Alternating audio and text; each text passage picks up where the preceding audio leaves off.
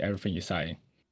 So it's a very huge case, but against Oh yeah, one it's of the about richest people on the the planet. yeah, it's about the murder of the co-creator of the biggest company in the planet. I feel like it would be like a huge deal. It'd be very hard to just like keep that quiet, especially after 4 days that she was dead. It would somehow already have gotten out, even if Helen knew what she was doing to hide what happened, which she doesn't, because she hides it accidentally because film, Ryan Johnson, you know.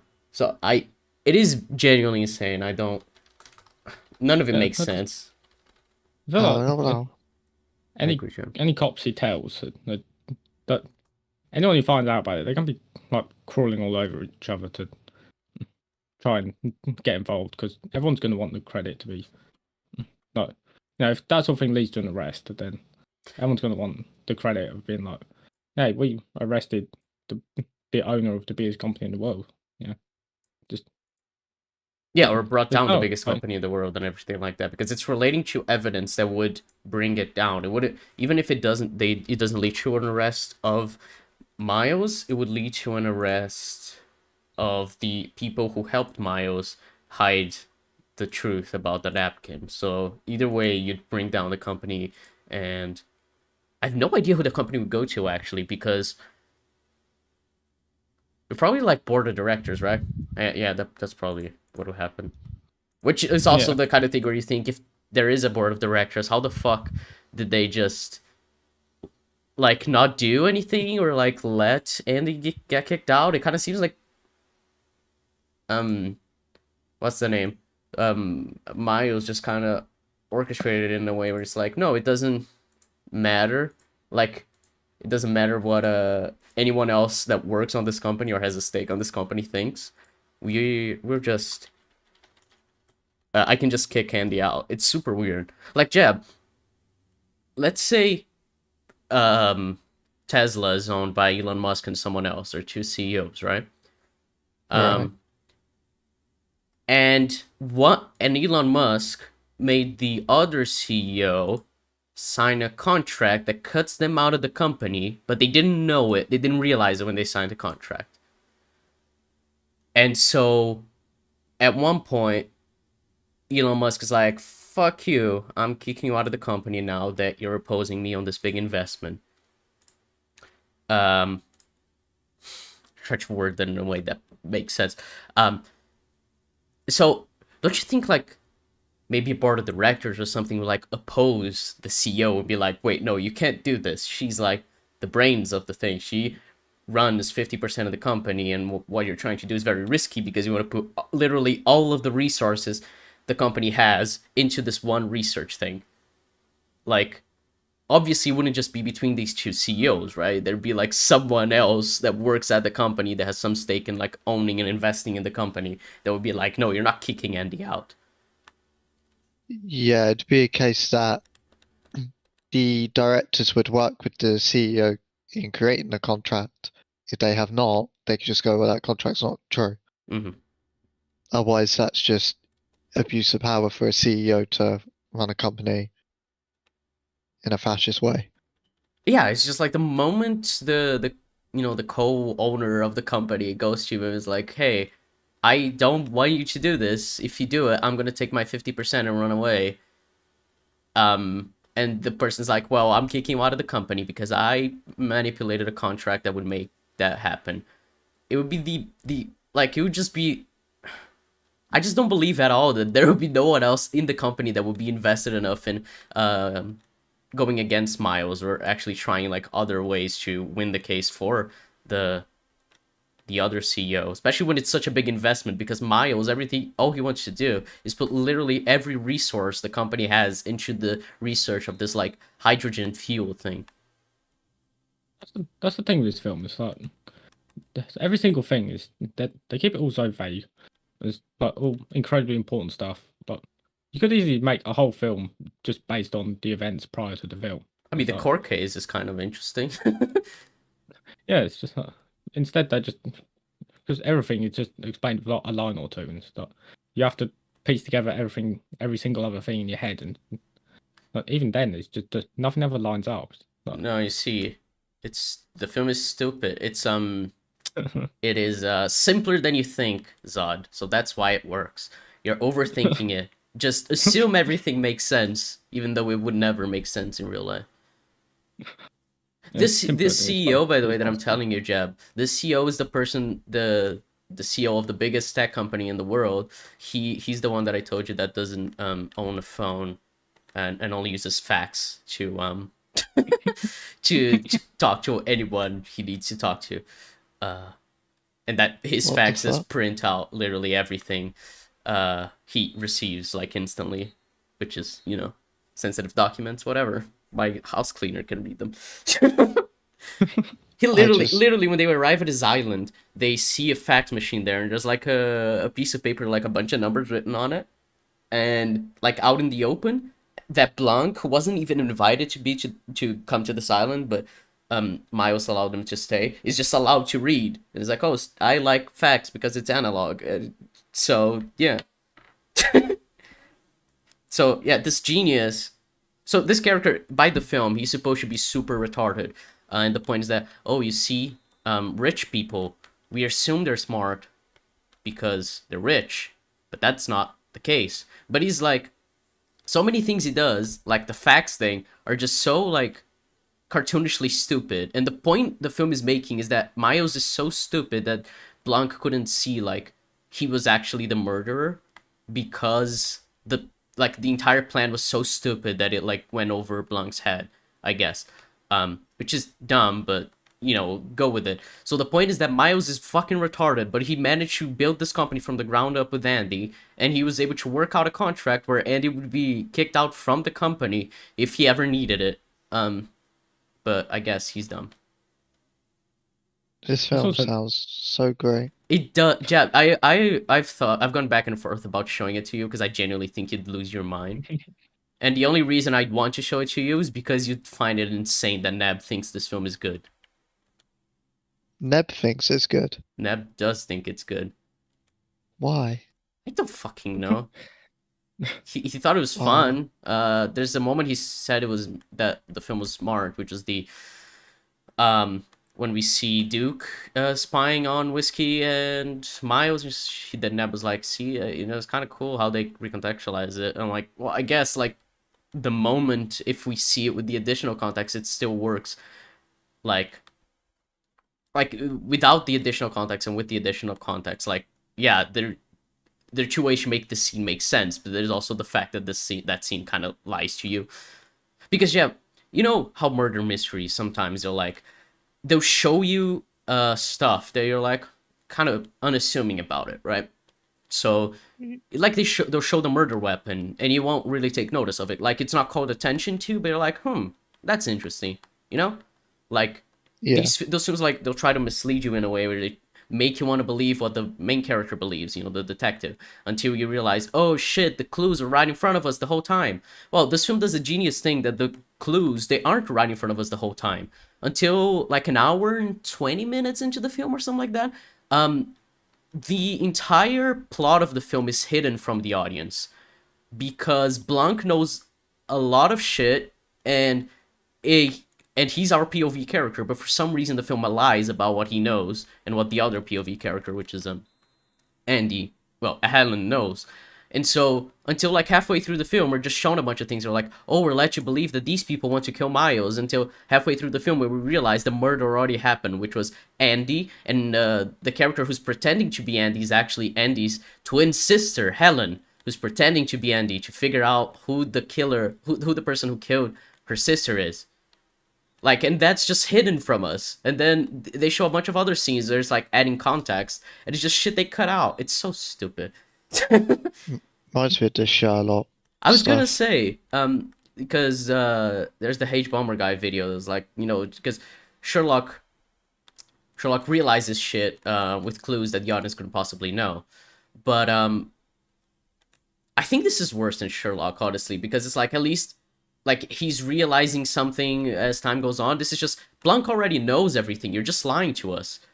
Like, it's so like there's scenes that are entire like dialogue scenes are cut out, and then when we see the but we only see like the beginning and the tail end of it, and we're like, oh, okay, I guess I guess that was a dialogue. Like, it feels really weird, especially when Birdie talks to Helen. It's like, she seems weird because she thinks it's Andy, and not Helen because she doesn't know that Andy's dead. But we don't know that by that point, and like all she says is she seems weird, and then later on we get the actual like dialogue between the two that made her think that. Like by that point, all I think is like, oh, okay, so Andy's drunk, and that's why she thinks she's weird, like, or she's more vindictive, because of like confronting Miles and everything like she did in the previous scene.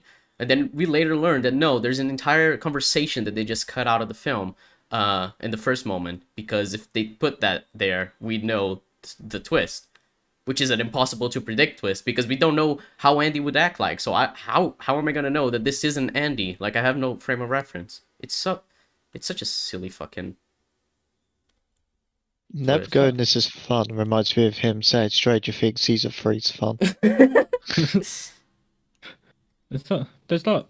I won't say what it is because spoiler stuff. But there is a particular. I mean, I other just spoiled story. like most of the film. I don't think, I also don't think Jeb cares, honestly. No, I mean, for something different. It may shock you. I don't care about Ryan Johnson. But if you mean for the audience, don't worry, audience. The film's shit. If you were gonna watch it, don't. If you weren't gonna watch it, then listen to us bitch about it. No, I mean, there's a particular other piece of media that I don't want to spoil because, there it does a sort of similar sort of thing, where like a character you see across the story turns out to be entirely someone else, and it's like it just does it so much better because you're given like before you even meet that character, you're given like tons of like information about who this character is and how they like just the way they act, what they believe. Oh, are you in. using the same example they used on EFAP yesterday of video game? I'm not gonna say which one, but Yes. yeah, I've heard that is really good. Yeah, there's hints like all throughout of like the true nature, and it's just I mean, like it's just a simple way to build a twist, right? You Yeah. you give some hints, but you don't give it all away right away.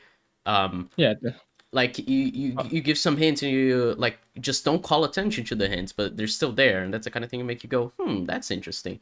If you're really trying to pay attention and figure out like the hidden thing, it's rather like- than literally hiding scenes and cutting them out. because the way the reason why the hints work so well as well is because they're disguised as like having an entirely different context. So it's like you think you know about the character in one way, and so you see all these things. It's like, oh yeah, this makes sense because it fits into like their mental state at the minute. But then, once you've been through the story, you've known the twist, and then you go back and go through it all again.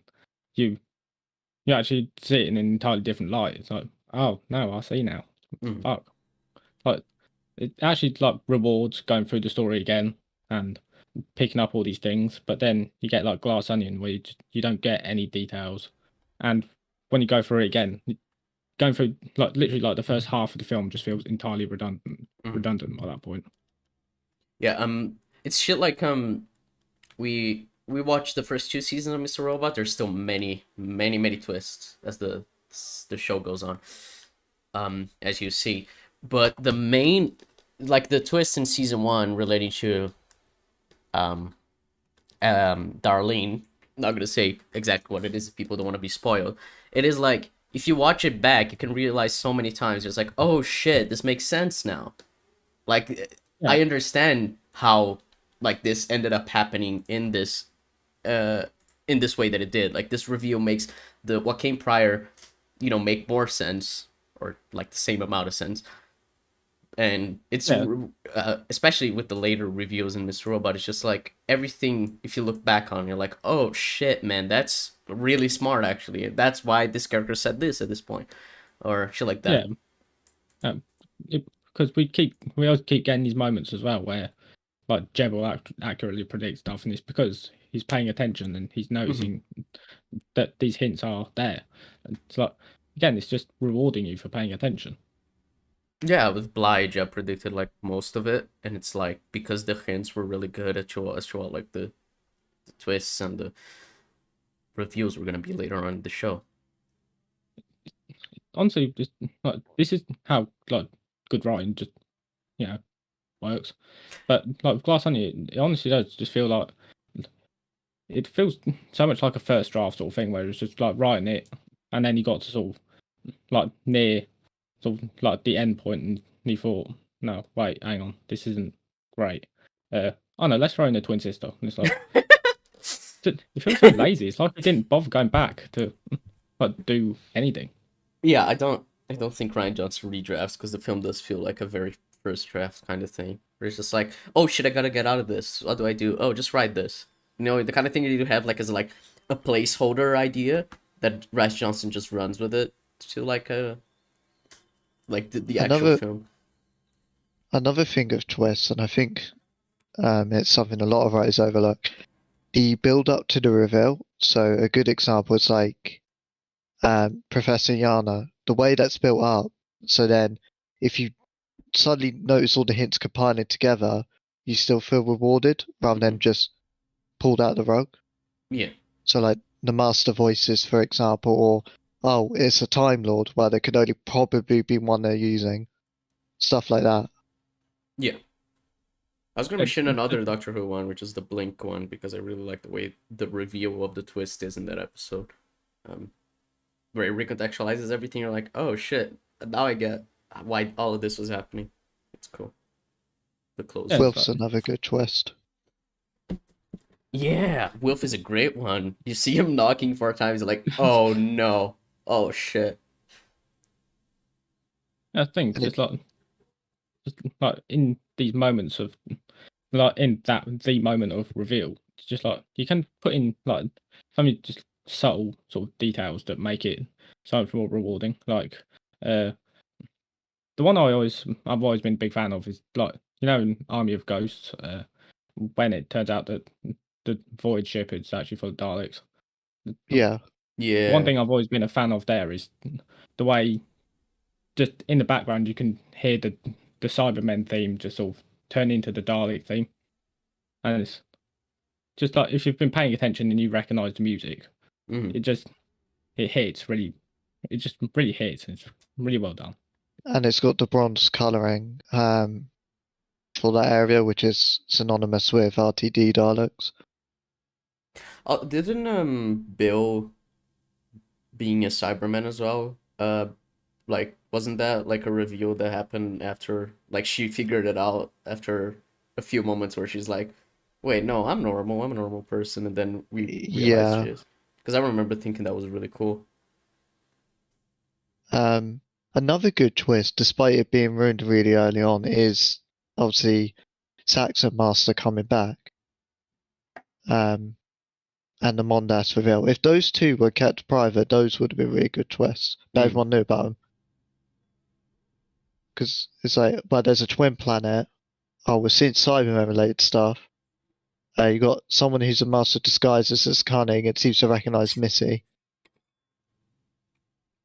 Shame. Yeah, it's just the fact like across that episode as well, like these people in this hospital area and just their feel, just sort of the way they're designed, just sort of slowly starts to morph more and more into that sort of Mondasian Cyberman design. Mhm. And just like if you like know like the original, if you know what that design looks like and you know the original story, and again, it just feels rewarding if you're paying attention. Yeah. It's interesting to say that about Moffat stories, considering he wrote Sherlock, which does not feel rewarding a lot of times with the mystery. Character work is fun in Yeah. that show, but yeah, the mysteries themselves not so much. Anyway, um, we've talked about Glass Onion for like 20 minutes. um, yeah. Good thing about that. Tin was said she was gonna be 30 minutes late, so she might be showing up soon. Actually, she's actually typing right now. Isn't that fun? Um, we started 10 minutes late because Jeb exists. But yeah, that was us ranting about Glass Onion. You're welcome. 2 streams in a row where Zod gets upset about that film. But There'll be anyway, more. Don't worry. there will be more. But yeah, I guess recommendation corner. I suppose, Jeb, it is your turn. If you have anything you want to recommend, don't recommend Um, getting a blood clot. I don't think that's a good idea. yeah, heads up, guys, don't do that. It's not poggers. Um, to be honest, because of that, all I've really been doing is watching The Office. So I guess it'll be that. Um, probably everyone knows what The Office is, but if you don't, it's a sitcom show that's based on office workers going about their everyday lives. In this case, it's a US version. There was a UK version originally, US came out.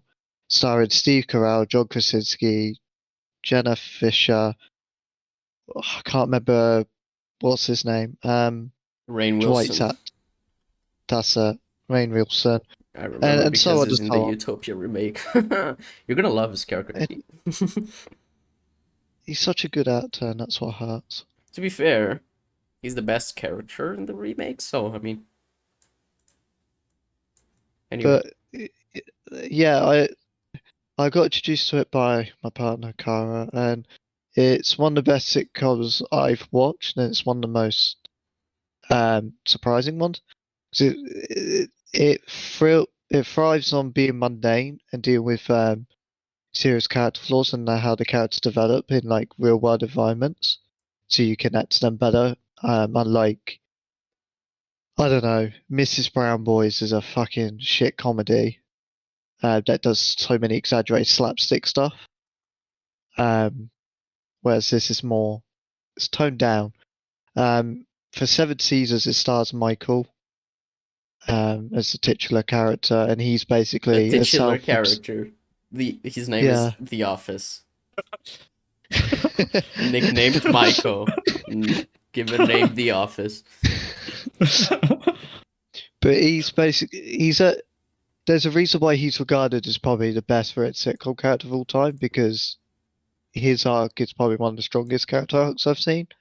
Going from a self-obsessed, insecure individual that needed approval and such, and develops to the way he does.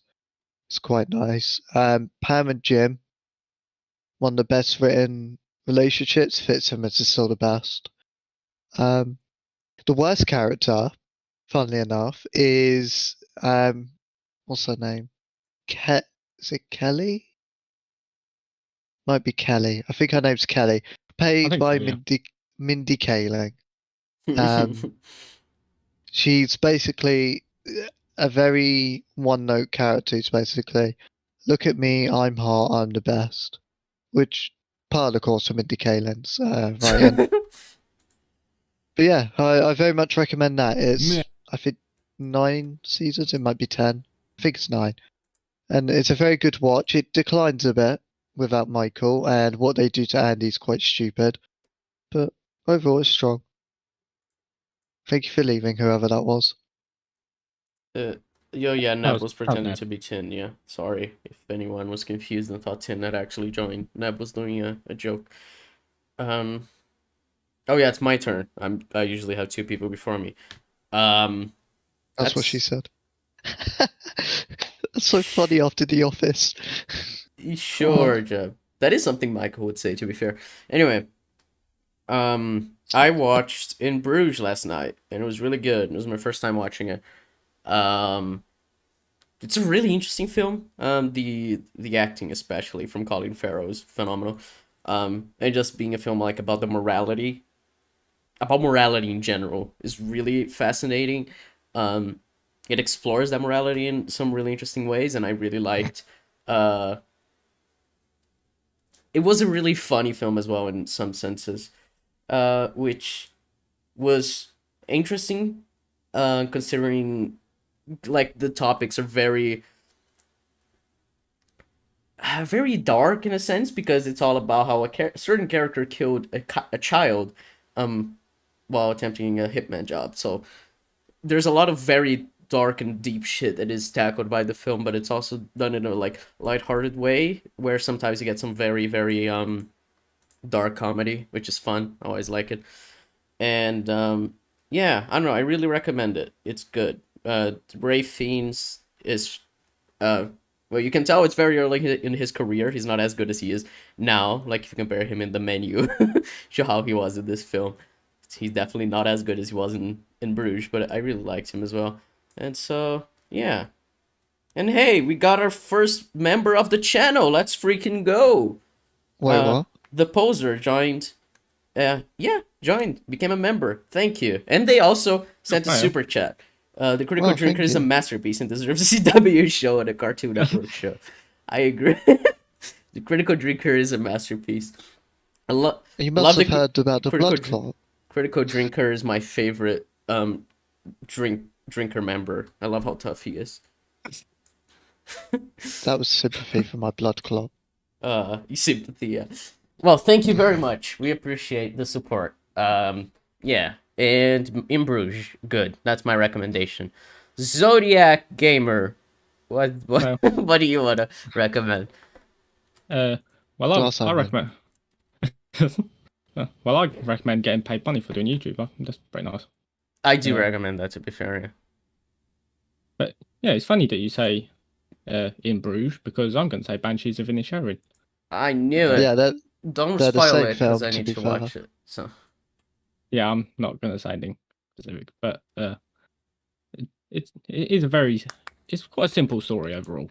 Just two friends on a small island with a small community. Everyone knows each other. Lovely place. And one day, one of them just decides he wants to stop being friends with the other. And obviously, the other one's not very confused.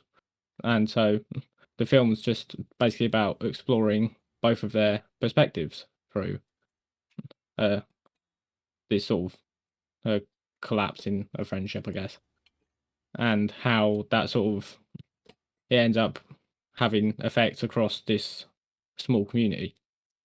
And it's really just it's surprisingly well done, just for such a simple story. Like just like the time period it's set in as well, just to help sort of tie into the thematic elements. They make both sides, like both characters, both of them get a decent amount of work put into them, and it's very easy to understand both of their views and why they feel the way they do and why they do some of the stuff that they do. And again, just each character just sort of represents as well, just like different thematic things in terms of like what you want out of life as well. So it's yeah, just in terms of writing, it's really strong. Uh, it the visuals they do really good job with as well. Just like it does look great, and there's not much music used across the film, but when they do use it, it's used effectively. Like it's really solid music, and that's something that Marty Oh. McDonough did really well with in Bruges as well. I guess it's just a pattern of his work that he doesn't really use music a lot, but when he does, it feels really impactful. Especially the very soft piano he uses and the more emotionally intense scenes in that film. Yeah, it really like highlights just sort of the moment, I guess. Highlights wasn't the right word to use, but yeah, we're wrong. And there's still like, and of course there's the comedy as well, which there's not like tons of it, I'd say, but it is very effectively done. Just like sort of very dark sort of comedy in a lot of ways, but just mainly just as a way to tell just a sort of deeper, more meaningful story. And yeah, I'm a big fan of it. Cool. Someone mentioned Tales of the Jedi. I didn't know this was a thing until now, but apparently Bryce Dallas Howard voices Yaddle. So yeah, Did you not hear of Tales of the Jedi? I think I saw someone mentioning Yaddle. Oh, it's a Dave Filoni thing. Okay, I remember. I don't like Dave Filoni. I really don't care. Not gonna lie. It's like isn't it like an anthology sort of thing. It that's seems set like it during- because most of the credits for the actors are just like one episode. Like Ian McDiarmid's only one episode for Darth Sidious. Ahsoka Yeah, I was think only in that's- 2 episode. episodes. Dooku was in 3. Inquisitor in 1. I think Kiadi Ahsoka. Mundi. Kiadi Mundi's in 1 episode. Oh my god, my favorite character. James. Yes. Well, James Arnold Taylor voices Obi-Wan. Why not get? I guess. James Arnold Taylor. I guess he's voiced some of the other shows, right? Yeah, that's probably it. Yeah, yeah. It just seemed weird He's because his they voice got actor. Ewan McGregor back, and I was like, wait, why not him? But it makes sense if he's voiced him before. It's fine. I was going to say he voices him on all the games and shows. I've not He's the vo- watched any of the shows, and I've not played any He- of the other games. You've played the Lego games. Well, yeah, I played Skywalker Saga, but that game's shit. James Arnold Taylor voices Ratchet. That's how I know that. Oh, he does?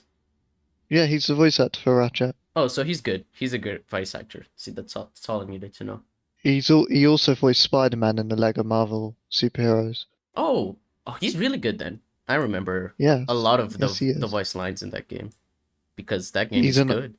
And I've He's replayed one of the most prominent voice actors out there. Cool. Interesting that I'm not really familiar with his name. He's not a what's his face? The one that voices literally everyone? Nolan North. That's the one. Nolan And- North. Tell me tell me one character he hasn't voiced. Exactly, you can't. He's voiced everyone. Ratchet. Untrue, he probably has voiced Ratchet. I refuse to believe he hasn't voiced a single character. He's voiced every single one. Oh, by the way, that reminds me. Did you see the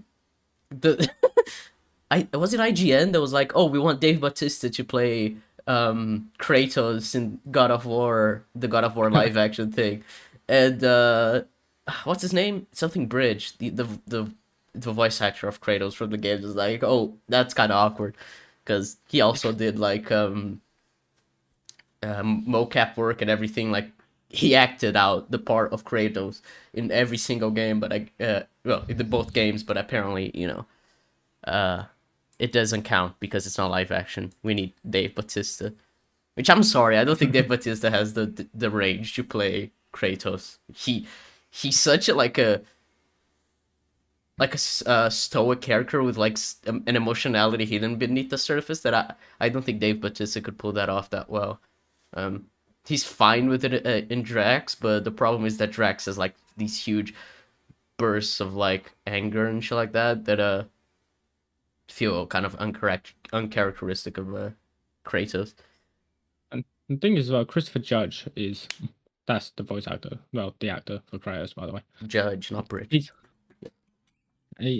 He's just so he's like, extremely deeply passionate about the character, and just not in a way that I don't think Dave Bautista ever would be. Like Christopher Judge is probably like he knows the character inside and out. He cares a lot about him and the story that's being told. Mm. And yeah, just not replacing him just feels wrong. Yeah. Oh, James Arnold Taylor plays Professor X in Lego Marvel superheroes as well. Oh, cool. Like, what the fuck, he man? also Dave played. Filoni single-handedly saving Star Wars. I'm assuming you're joking. He also I- played Johnny Test. Oh! I was gonna say, oh, that's cool, part of my childhood, but I watched it in Portuguese, because my childhood, so never mind. Drink doesn't have takes on modern movies. He has one singular bad take. I mean, yeah, but we'll see what he has to say today. We've managed to go for half an hour just trying to wait for Tin to arrive. Soon she might. I don't know. I'll throw out something else as well because Naira she keeps mentioning Chainsaw Man in chat. Oh because, yeah, I saw yeah. that. I thought it was funny. Yeah. Have you heard any of Yeah, his that's discussions on his podcast, Drinker's Bar? He usually goes more in depth there than he does in his videos. Yeah, that's actually a thing, and I think Shani mentioned it. That even Mahler mentioned it yesterday. That Drinker would be better off making longer form content. I agree, because a lot of the time his videos feel very undercooked, which I'm sure is going to be a problem we'll run into when watching his videos today.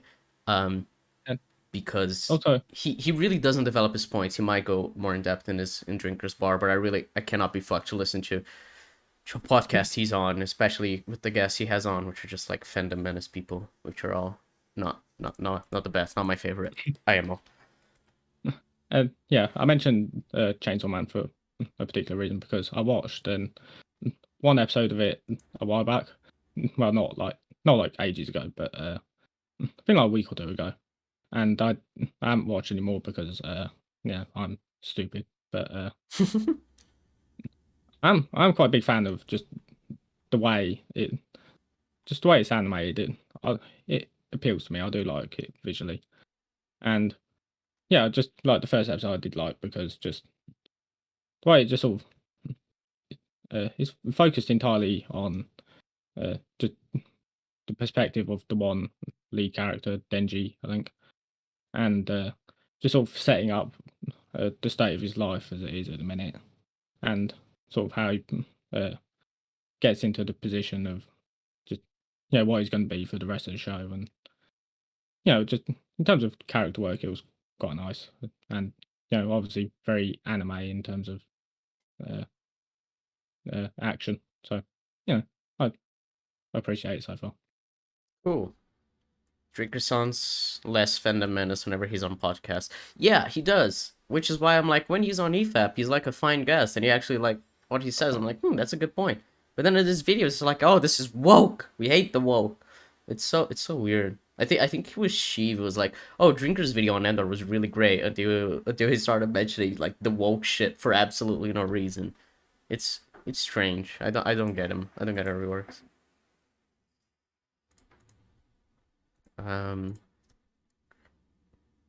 Wait, because I Huh? didn't I didn't see Drinker's original Glass Onion video, but like I assume he didn't mention it much in that video because I'd imagine Pillar of Garbage would have like ripped that to shreds. So Yeah. like, Yeah, I think it was just it, the opening thing where he was like, modern Hollywood is full of dumb people, and then he showed the Jennifer Lawrence clip, which I mean, it does prove his point that Hollywood is full of dumb people, regardless of whether Jennifer Lawrence and Viola Davis believe it or not. Garbage didn't understand the point for some reason, but yeah. it does go to show that he can make videos without going into that sort of stuff. It just Oh keeps yeah, doing it. there are a few videos of his that I'm like, oh, that's actually really good. I think he made a Logan video a while back that I thought was like really good, despite being like 10 minutes long. He has a few hits.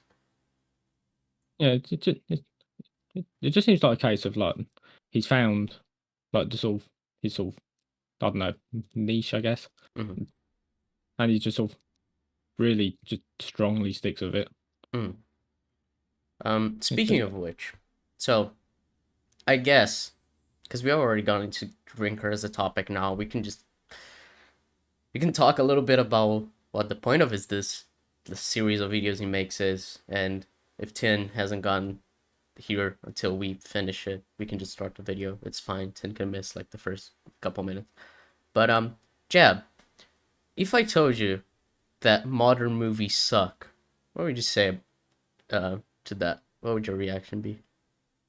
I'd say define what you mean by modern movies. If you mean MCU crap, then sure, but like there's a lot of independent films and films that don't get the recognition they deserve that you could go and look, Mm-hmm. and they're pretty strong. Like this last year was pretty strong for cinema, actually. Yeah, the past few years have been really great. Like 2019 was one of the best years for film in ages, and then like 2020 and 2021 were a bit slow because of COVID, but 2022 was great. It had a bunch of really great films. Yeah, I'm consistently impressed with all the good films that keeps dumpling across from 2022. Mm-hmm.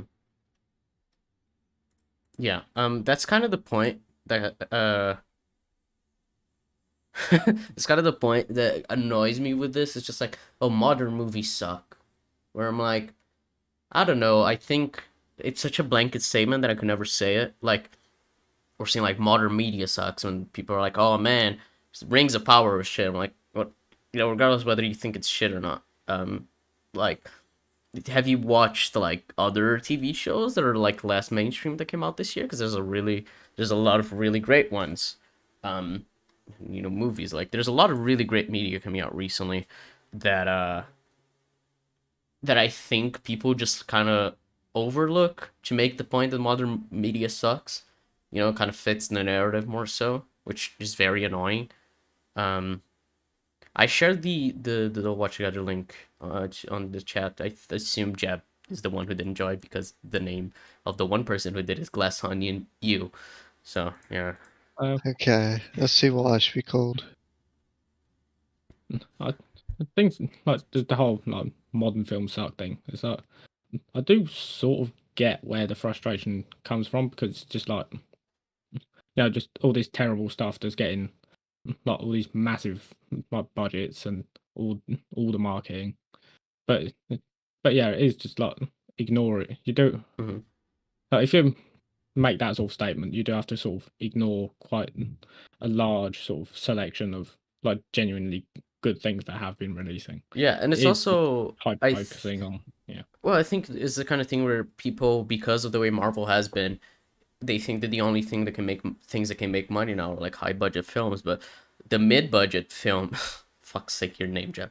The mid budget films that were released last year actually did pretty well. Like especially Blumhouse and A24, they have a way of like funding these films that are like low to mid budget films, and they do really well in the box office compared to their budget. Like Smile was really successful, M3 um was really successful, and it's the kind of thing where like the Menu, like a lot of these films are like doing really well in theaters, and they're not the biggest budget, so all you need is like good decent marketing, um and some like names attached to it to sell the film. But there's still so many great films that come out this way and they're still successful, right? Like I wouldn't say the Menu is like an underground film. It's pretty mainstream, I would say. Like I mean, it overtook Glass Onion for the most watched film on streaming this past week when it was released on HBO Max, which is kind of insane considering Glass Onion got was released exclusively to Netflix. So like if anyone wanted to watch it, they couldn't watch it in theaters, whereas the Menu did get a theater release. Obviously, Glass Onion had like a week in theaters back in like October, but I wouldn't really count that because it's a week and it was like in very select theaters. They didn't really have the choice to choose theaters over watching it on streaming, whereas the Menu was like in theaters for ages and it's still like beat out Glass Onion and streaming. It's like it is a pretty successful film in terms of like how popular it's gotten. It's not really like an underground film, and it's made by people who do have like kind of a name in the industry. It has Ray Fiennes, Nicholas Hoult, Anya Taylor-Joy. Obviously, has Adam McKay as a producer, which is funny considering he made Don't Look Up. A few of the people who were involved in Succession, involved in this film.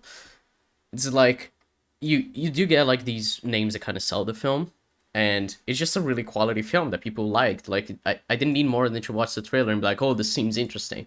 And then Zach said, oh, it's kind of like Midsummer but with restaurants. I'm like, oh, that's really cool. It's pretty, I don't know. It just feels like saying modern movies suck is kind of undermining that there's still a lot of modern movies that even like are successful when you can consider them more mainstream that do really well. Like Everything Everywhere All at Once was fucking everywhere. And like RRR is the type of film that Drinker would love because it's the most testosterone filled film that I've ever seen in my life. And that was also everywhere. Everyone loves it. Everyone has seen it. And I don't know, it just seems weird to say these things and you're like, oh, so he means just mainstream films. But I think films that you can consider mainstream are still really, really good. It's really weird to like consider these like very blanket statements. Someone mentioned in chat that Avatar 2 was good. It was, but Drinker didn't like it as far as I know. Or at least CFAP didn't. I don't really follow Drinker. So just sort of devalues the point that you want to make against like mainstream films when you make these like massive blanket statements. It does just hurt the point you're actually trying to make, because just again, because these statements just encompass so much in terms of just like films that have been released, and again, it just makes your point seem a lot less valid, I suppose. yeah, it's obviously I get it because if you're gonna make like a YouTube video, you're not gonna put like the most nuanced title. You just kind of want to be like, this is the point we're making. But in his videos, it never seems like he is taking a more nuanced approach. You know, because it's fine if you make a video being like making this kind of blanket statement in the title, but then you're like, it's not exactly true. Like, I'm gonna like delve into what I mean by that. But he doesn't. And because I've seen a lot of this why modern movies suck videos that he makes, because he makes a bazillion of them. Which is, yeah, what we're gonna cover is the most recent one. Why modern movies suck. They hate men, part 1. We might cover some of his older ones depending on how long it takes, but considering we're already like 45 minutes into the stream and we've not started the video, who knows? So yeah, that's the point. I don't really... Yeah, I don't really know if there's anything else you gotta say before we start. I think we're good now. Yeah. Claudie N-word, am I right, Jab? Yeah, Claudie. Man, well, don't you just hate them all? Well, if you happen to be a creative working in Hollywood today, then the answer is probably yes. Either because you genuinely believe it, or because you think it's what you're expected to say these days just to get hired. But whatever the reason... I very much like it. Let's wait to substantiate that point, because I don't know if that's Top true. Gun, I mean, Maverick. most projects made in Hollywood nowadays are still focused on men, white men. It's still the demographic that gets the most representation in media. So I don't know. Top Gun, Maverick. Yeah, which is a film Drinker loved, as far as I know. I know it's a weird thing to say. Sonic 2's voiced by a white person. No, it's not. There's been a bit of a change in the past few years in how men are portrayed on screen. And here's a hint, it hasn't been a good one. Hard as it may be to believe now, there was a It's funny to show Batman here, because Batman is a hero, and there's a Batman film last year where he was a hero, and Gordon was a good person. You know, both men. Not portrayed as bad because they're men. I don't know. Just a funny thought. Time when we were practically spoiled for choice when it came to cool, awesome, aspirational male heroes on the big... Aspirational male heroes? Why are you showing Deadpool and Cable? Neither of these are aspirational or heroes. They are male though, so you're 1/3 right. But what the fuck is this visual? Yeah, it's certainly an interesting visual to use. Yeah. It's like showing the Punisher and be like, man, I miss the days when we had these aspirational for choice heroes. when it came... Wait, hold on. Is that a Man of Steel clip? Because that's It not hasn't really been a good aspirational. one. Hard as it may be to believe now, there was a time when we were practically spoiled... It is Man of Steel, right? Or is it Superman Returns? That's Looks That's like why we Man of need a Steel. tin, and tin isn't here. That's the pain. I'm certain that's Man of Steel. It looks like Man of Steel. Yeah. And I that's don't fine. recognise. He's not really an aspirational hero in Man of Steel or in BVS. Or really in like most of the Snyder Cut. But you know, yeah. If you want to say he is. I mean, if you want to like say that him genociding an entire fucking species, you know, go for it. Modern movies hate men. That's why we had No Way Home that had 3 men starring. Yeah, 2 men inspiring another men to become better. Like, yeah, that's terrible. I hate modern media.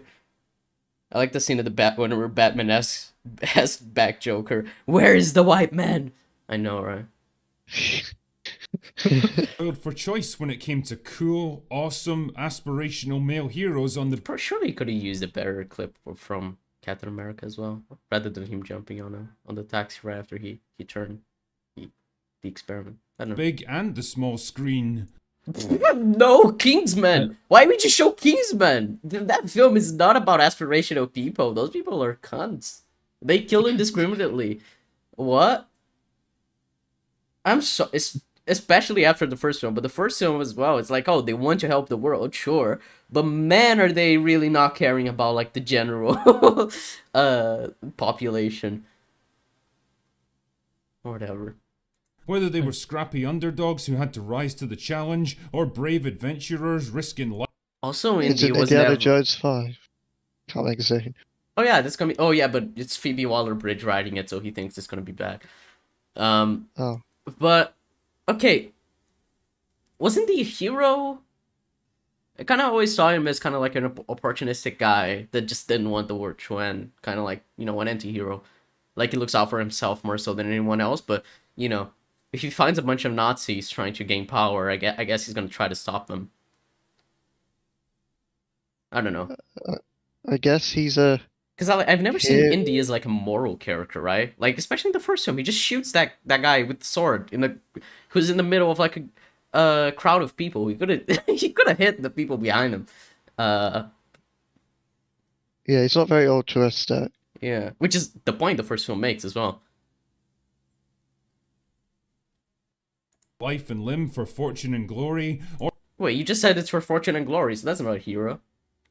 It's weird. hard What's this from? Do any of you know? No. No.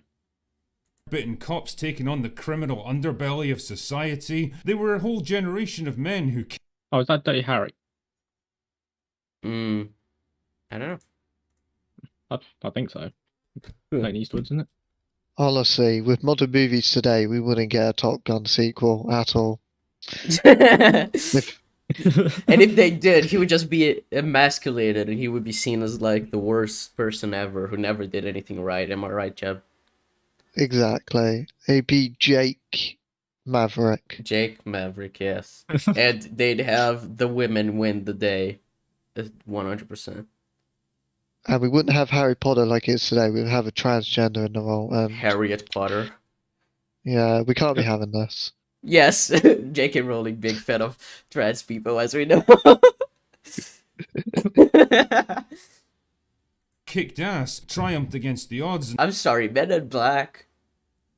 I think you're kind of scraping the bottom of the barrel. Men in Black is not the film I would ever think about. Like, oh man, these very inspirational men. It's like two men fighting aliens in this very goofy series that largely doesn't make sense. We had Men in Black International. Sure, that starred a woman, but it had Chris Hemsworth. Yeah, he was on the. Well, I'm sure the film made Chris Hemsworth out to be a bad person. I'm sure. Well, it's the kind of thing where he would say like, "Oh, the Charlie's Angels film in 2019 made Patrick Stewart to be the twist villain, and that's bad because he's a white man." I'm like, no, he's just a villain. Him being a man doesn't really have anything to do with it. But sure. Didn't we get like another Ghostbusters like film Yeah, that Ghostbusters Afterlife, which was just nostalgia baiting as far as I know, and I think it had Paul Rudd. Maybe, I'm not sure. I didn't watch it. But I'm yeah, certain Drinker liked that as well. yeah, he did, because he was like, "Oh, this is what you give to fans. This is a legacy sequel, as opposed to Ghostbusters 2016 that hates men." saved the day, and usually looked pretty cool doing Interstellar is a weird one to show there. Finn, Kick-Ass? it's Finn. Why Finn Finn? saving the day. Finn. it. That time, however, Man, those cuts were so fucking quick. They're like less than a second. Can you chill with the Remember- editing? They hate men in modern movies. That's why we're showing the sequel trilogy character Finn. Yes. has passed, and the once mighty list of male cinematic heroes has dwindled to just a handful of aging characters living on borrowed time before Why are you showing Tobey Maguire? Why not show the actual current Spider-Man? What? Drinker said it was nicer, but still flawed, and later in the podcast said he did say the new Ghostbusters isn't that good. Well, that's good at least. Being nicer than Ghostbusters 2016 isn't a high bar, so, you know. before they're ultimately recast, rebooted, or remade for modern. Are you really? Why would you show Dark Knight Rises? I don't. What's the point? Oh, I hate how these people use this fucking joke from like what 2016 was it? Yeah, because it was when Yeah, Trump was well- elected. Audiences. The traditional heroic male lead that was pretty much the bedrock foundation of cinema for almost 100 years is a Dune. Dune. Yeah, I just remember Dune came out what 2021. It's literally about like one of the foundational male heroes of like history. Like a lot of the hero's journey is based on the journey that what's his face, the character goes on in Dune, the book. And the film portrays that journey. Well, part of it anyway, because it's part one of the story, but still. Bad Let Drinker me likes look. Elon Musk. I'm sure he does. Let me look at the best grosser films of 2022 and see which ones have a male lead. 10! Meanwhile, we'll Hello, introduce 10. everybody. Hello, everyone. Welcome to TinCom, episode 62. Tincom. Oh no. Oh no. We do No, not want to no, see Tincom. no. But I do. yay, 10 is here. Drinker hasn't does. said anything yet. He just said that media thinks men are bad, and then he repeated that for a minute. That's the video so far. So, this is the top 10 highest grosser films for 2022. Avatar: The Way of Water, that stars Jake a male. Sully is the Top Gun Maverick, that stars a male. Jurassic World Dominion, yeah, that Chris stars a Pratt, male. yeah. Doctor Strange in the Multiverse of Madness, that stars a male. Yeah. Minions: The Rise of Gru, Oh they man. don't really have a gender. No, so I'm pretty sure they're all men. It has Gru. He is Yeah, male, Gru is a therefore- man. We Yeah, see that's him true. rising. Yes. Black Panther: Wakanda Forever, I haven't That's our seen it. Shuri. Shuri. She's the main It's a But- character. dead man. So But I there guess. is a caveat. There is a caveat. It would have starred Chadwick Boseman if he didn't die. So it's a Oh technicality. yeah, I mean Chadwick Boseman is the reason why the film was sold so heavily, and also to be fair, the film is very respectful of him, and he's a man. The film doesn't shit on his legacy at all. So The Batman stars a man. Thor: Love and Thunder stars a man. The Battle at Lake Changjin 2. It stars a man by the looks of it. Okay. I have no idea what that film is, but sure. Yes, I've never heard of that. Moon Man stars a man. Male star. So the top 10 all-star males in some capacity. You go from movies hate men doesn't present them well to if men were the protagonists or not. But that's kind of the point. If they're the protagonist and they're like the hero, like they are in, like, for example, Doctor Strange 2, the point is that they're portrayed well. In all of these films that were mentioned, the male protagonist is portrayed well. That's the point. To put it this way, you can't say something hates men, yet it consistently stars men as the protagonist. They have to be an antagonist. Yeah. And Or, also it's like a man being an antagonist. It's like, oh, Iron Man hates men because the antagonist is a man. It's kind of like I don't think that kind of fits the bill. Because like the thing of hating men is that they're portrayed in a bad light for being men. That's the point. Or even that I mean, at least if these you're heroes gonna are being say- like, they're not if you're being gonna the say heroes Iron Man anymore hates men- because they're portrayed as, whatever. If you're gonna say Iron Man hates men, you could say he hates men because he's portrayed as an alcoholic. Yeah, something like that, I suppose, because at the beginning of the film he is very, as well as like a very womanizing man, and then later in the film he changes that, so they're emasculating Tony Stark, SMH. Jon Favreau hates men. Tin, your mic is very low, and it was very low last stream as well. Oh, I'll try and fix it. Good, proud of you. Apparently no longer a viable commodity in entertainment today. They're too dated, too toxic, too dangerous to put into the limelight, and so they've been replaced with more acceptable alternatives. Are you fucking kidding me? What? How can you say Robert Pattinson is more acceptable in that shit when, like, my guy, he's Batman. Like, No, that I'm alone refutes your argument. And, like, even then. No, none yeah, of it's the these are, same like- character. Is it just because he's more of like a pretty boy, but like, what, George Clooney? He's very much just a pretty boy. He wants a hyper muscly Batman without realizing Batman isn't really that tight. I mean, in if film? he wants a super muscular Batman, just watch Christian Bale, where like he put on too much muscle, then he was called Fat Man behind the scenes. I mean, I guess he's just saying this about Robert Pattinson because like, Ben Affleck was huge. It's like, yeah, sure, Ben Affleck is huge. Good for you. Well, the thing with that is that it's playing two different versions, and also that build that Ben Affleck had was not healthy. Like the reason he quit Batman was part because putting on that style of body. Yeah, if he did that for a lot of films, that would kill him. Yeah, I mean, I Chris mean, the Hemsworth critical has said drinker- how it's very hard to prepare for the Marvel roles. when he has to like be extremely fit. Like we've seen like Vin Diesel as well in terms of Fast and Furious films, which is also a franchise that's still going, by the way, and it is a very masculine testosterone fueled franchise. Even Dave We Bautista said he we get doesn't the like trailer get in next month. shape. Oh yeah, we are for Fast X. But also like But Black yeah, Adam, right? oh, Isn't that a film that came out this Yeah. year that stars like the most masculine man that ever masculine, which is Dwayne the Rock Yeah, Johnson? but he And- reviewed that and said it's a film that exists or something, where it says, oh, that one doesn't count in terms of masculine men, even though the tree stars The Rock. Yeah, And we're gonna so- have Ant-Man Quantumania.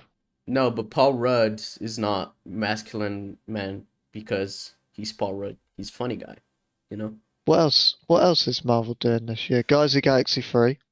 Chris Pratt, I guess, Drax, with Dave Bautista. They all fit the bill for like the more. I think didn't Dave Bautista muscular said he's people. not gonna like keep in shape for Drax nowadays because he's a bit tired of the role. I think. I mean, yeah, after Guardians 3, he's gonna leave. But the point is that Guardians 3 is coming out this year, and it is What a very else masculine is- character. But also, like, what's the problem with Timothée Chalamet? Is that I he don't looks like a know. twink? Is that the issue? We can't have small men anymore. Like, oh my god, To they put made it- Dune with a character that looks young to play a 15-year-old. How dare they? I'm so confused. They have like Dune that has so many scenes of like actually like masculine men. Like, fuck, what's the name of the actor that plays Cable in Deadpool 2? Josh Probably. Brolin. Josh Brolin is in that Yeah. film. Fucking Jason Momoa's in that Isn't- film. Isn't Jason Momoa and Dave Bautista in that film? Oh yeah, Dave And- Bautista's in it as well. It has like some very huge characters, like very strong masculine men that like lead the army. What a super stupid point. We still have We a got- lot of these like muscular I men. just realised we got Peacemaker last year, which had John Cena. Oh yeah, John Cena as well. That's Yeah, also true. and a fucking Bloodsport with Idris Elba, also a very like masculine man in that film. Exactly. Fucking I King just- Shark is played by Sylvester Stallone. But I'd say it's like, no, it's hating men because it's showing him as stupid because he's strong. Imagine if he says that about King Shark, I'd actually lose my mind. But yeah, Saying if those Drake- three are too feminine, they aren't stoic, cynical men, despite how idiotic that statement is. I mean, Robert Pattinson is perfect as the, like, very, cynical and, stoic man that he is in the Batman for, that character. And he is pretty strong when we see a few scenes of him, like, shirtless and shit. Like, he's good for the role. He's just not huge like Ben Affleck, which I wouldn't expect him to be. Plus, has he even watched like a single Robert Pattinson interview? He's not like this feminine little twinky This- person. No, he's Yeah, people think that because of this- Twilight, the British same way version. that people think that Kristen Stewart is shit because of Twilight. But it's like, no, they've been in a lot of shit since. If you actually watch interviews, they go way beyond just Twilight. this is the thing. It's like you use I don't know, Harrison Ford in Indiana Jones, for example. Robert Pattinson is about the same build as Harrison Ford was as Yeah. Han Solo and Indy. I don't see the issue. I think the thing is, it kind of highlights the sort of, I guess, body standards for men that, like, even, Yeah. I guess, Drinker also imposes, like, and they have to be, like, big and strong to be manly, when, like, that's exactly the problem that you're just putting onto everyone. Yeah, it's part of Are the you- issue that you're like saying you can't be a man unless you're this build, unless you're this masculine. It's like, no, just chill out, man. There can be men that are very small, like Timothée Chalamet. It's fine. Are you muscly drinker? I don't know. He's not that muscly. He's thin. Oh well, you're not a male man. Yeah. Don't know what to tell you. You're not Chris Hemsworth. Also, Lakeith Stanfield. Why did you mention him? I'm curious because like, he's not really leading a lot of like projects, especially big projects. Like, he's been in a lot of stuff. He was in Judas and the Black Messiah, and he was great in that. He was in Get Out. It's like a semi-important role, but like, has he actually been like leading something? And like, is he not like masculine? Like in Judas and the Black Messiah, he has a very like masculine type role because he's like playing like the second in command of like this like anti-racism insurgents group there in the 80s 70s. I don't remember exactly what time it was, but like he's very like he's made out to do a lot of really hard shit, And in that film, I like the idea I got from him was that, like, even if the suit he's wearing, it doesn't seem like feminine or anything. Timothy Chalamet, I can understand more, because his style when he goes to like these awards and shit, it is a bit more feminine, I guess, because he really does not care, which I appreciate. But like, I don't get it with Lakeith. Was it Stanfield? Yeah, Lakeith Stanfield. It's weird. The 4 types of people: the drawing, the cartoon, the Lego, and the meat. Yes, the 4 types of people. Yeah, I'm just confused by his point. Like this visual is really weird. Like surely he could show like more androgynous people than like Robert Pattinson and Lakeith Stanfield. Timothy Chalamet is the only one that I kinda get, but even then, I don't. Alternatives. Don't believe me? Fuck it, go turn on your TV and watch basically any commercial break that comes up in the next hour or so. Tell me, how many dumb, hapless, incompetent husbands, fathers, and Danny Putty, hey. That's been a trope for like decades, right? Of the dumb husband that needs his wife's help to like clean the house and everything like that. That's a problem that's happened for decades. It's not new. It's a really terrible trope, actually, that needs to be gotten rid of. The same way that there are a lot of tropes about women that's shown in commercials. It makes you like sell things to them. So yeah. Let me explain a TV show called The Simpsons. It is literally the archetypal American family, and it has Homer depend on Marge because of how stupid he is. So that has been around since at least the 80s as an accurate depiction that people seem to all cling on to. So don't pretend it's now, you piece of shit. Oh no! Oh shit! Oh my god! I'm sorry, Kara. I'm so sorry. Wait, what? A bot showed up, and I was like, let me hide it. I clicked on Kara's message, and I ended up hiding her in chat. I'm so sorry, Kara. I did not mean to do that. I'm so sorry. Oh Can my you, god. like, unhide her? You dumb. I did. Don't worry. See, she's laughing already. I'm so sorry, Kara. I clicked on the wrong chat.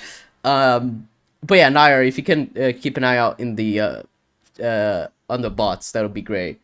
You timed it out. If you can hide it from the channel, that's probably better, because I really don't think timing out a bot is necessary when you can just make sure it never comes back again.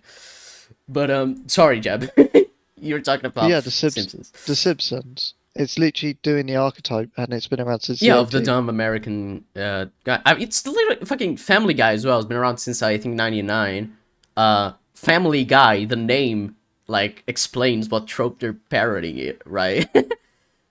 which is a Family Guy, the main, the American family dad that is very dumb and overweight and shit like that, American Dad does it. Yeah. What else does? Indiana Jones even did it with Marion. With Indy depending on her at points. How like I just watched rewatch the fourth one recently. How like he's the, I don't want to say bumbling, but like he's like the not so great parent, and Marion's the one who takes charge and shit. Like it's been around for decades. Like, what's the problem? Yeah, I mean that film is problematic in terms of statutory rape, but nothing wrong with that in my eyes. Oh yeah, so true, Jeb. It's a joke. YouTube, do not demonetize us. Okay. All right, TC, you'll go in your bot. I'm afraid. Oh no. I'm sorry. But anyway, let's continue with the video. Boyfriends do you see constantly screwing up even the most simple household tasks and needing someone more diverse to bail? This looks like the 90s. Why does this look? No, I mean, I'm saying 90s because like computer, but even then the quality looks like 70s. This is proper 4:3 aspect ratio. This is like from 10 years That's ago. what I was gonna say, yeah. Yeah, surely you can get better examples. If it is genuinely just turn on your TV and get the commercials. Get your capture card that you probably have in Elgato for when you stream games, because I'm pretty sure you have done that before. Turn on your TV, record a few adverts, and then you show it. It's simple. I mean, unless this is Zack Snyder's Modern Family, I doubt this is some sitcom he's found. Yeah. I mean, he's not really talking about sitcoms. He's talking about commercials, because every commercial shows the man as the dumb, bumbling person that needs the wife's help, which has been true since like the 50s.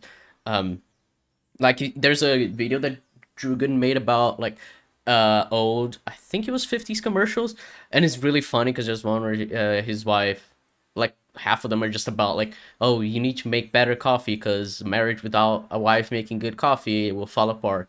And one of them is like, he drinks still his wife's coffee, and she's like, how's the coffee? Do you like the coffee? What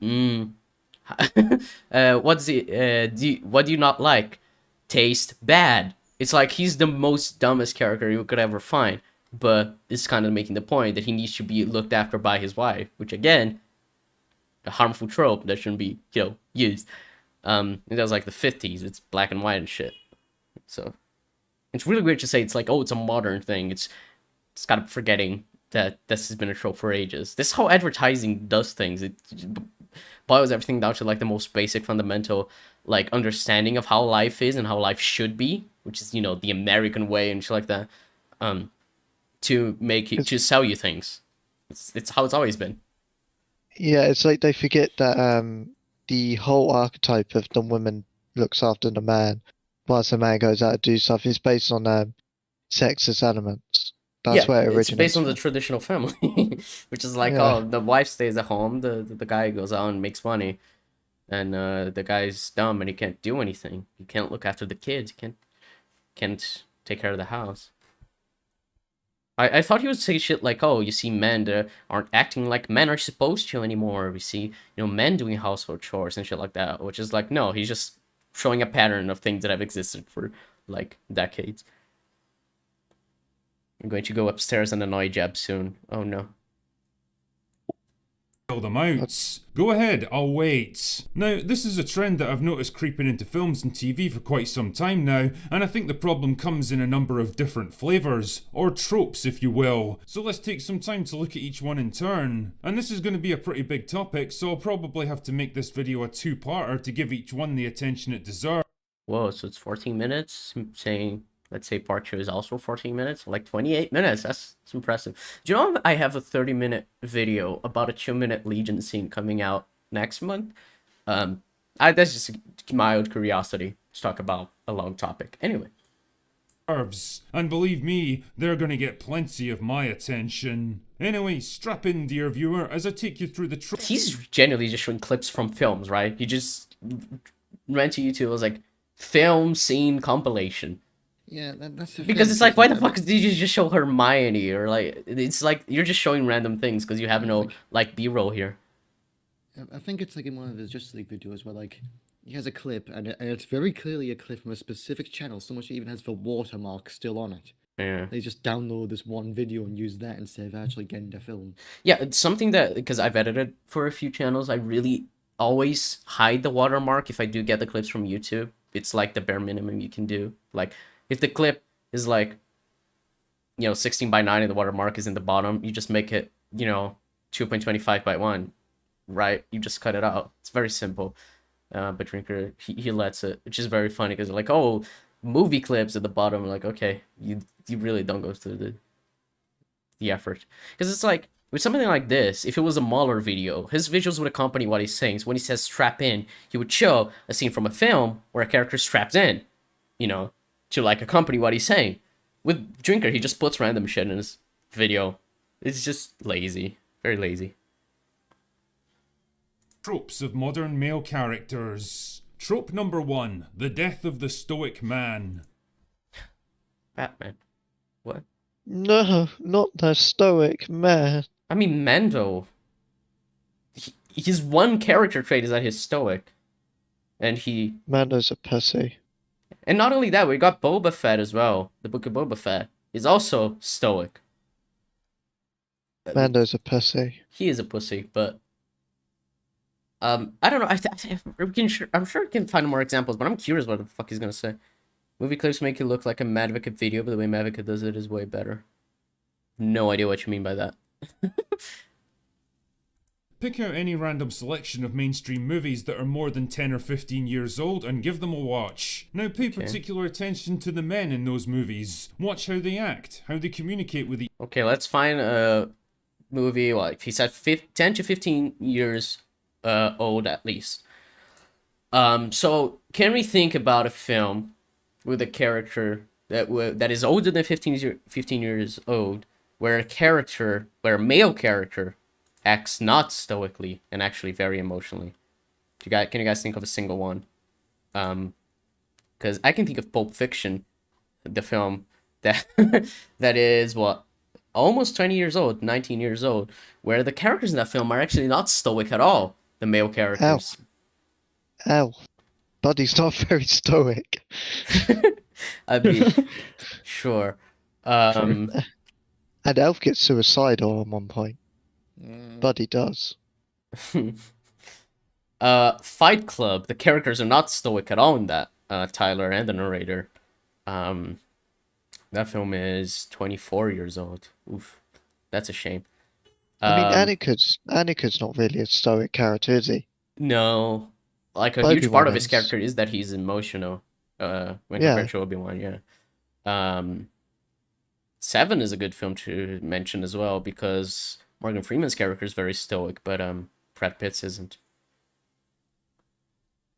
I mean, even then, Lord of the Rings, right? Sure, like half the characters in the Fellowship aren't stoic. The Hobbits, especially, they're men, and they're not stoic. It's a 20-year-old film that he really enjoys. Like, I don't know what standard he would have for that. It's just, I don't know. It's weird. I mean, fucking Citizen Kane. The main character isn't stoic. I mean, what's the film called? Taxi Driver. Taxi Driver. Is it American Psycho? American Psycho. Yeah, the entire point is well, not the entire point, but yeah, that Patrick Bateman's character is very much not stoic. Okay, anyway, we've proved that a lot of these exist before. I'm just curious what he's gonna say about it. No. Each other, the tone and tempo of their conversation. How can you show a Jamie Foxx character and be like, oh, see, they're so stoic? Jamie Foxx known for playing very stoic and calm characters. Watch how they carry themselves. Think about the subtle shifts of power and dominance as their scenes.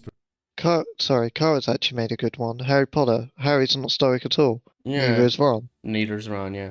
He's saying that stoic characters get killed. Not all movies had stoic characters. Well, stop pausing every 5 seconds because you take the lines out of context. Okay, let's rewind. Let's hear his entire sentence. Hold on.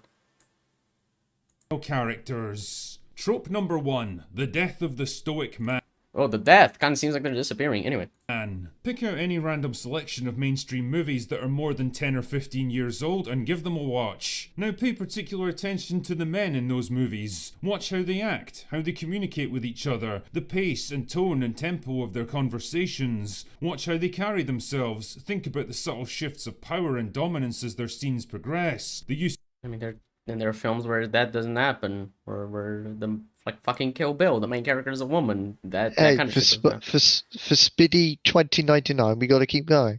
Oh shit, sorry. We're gonna watch the entire video and then we're gonna mention it. We're gonna stay here for 12 minutes just letting this video play.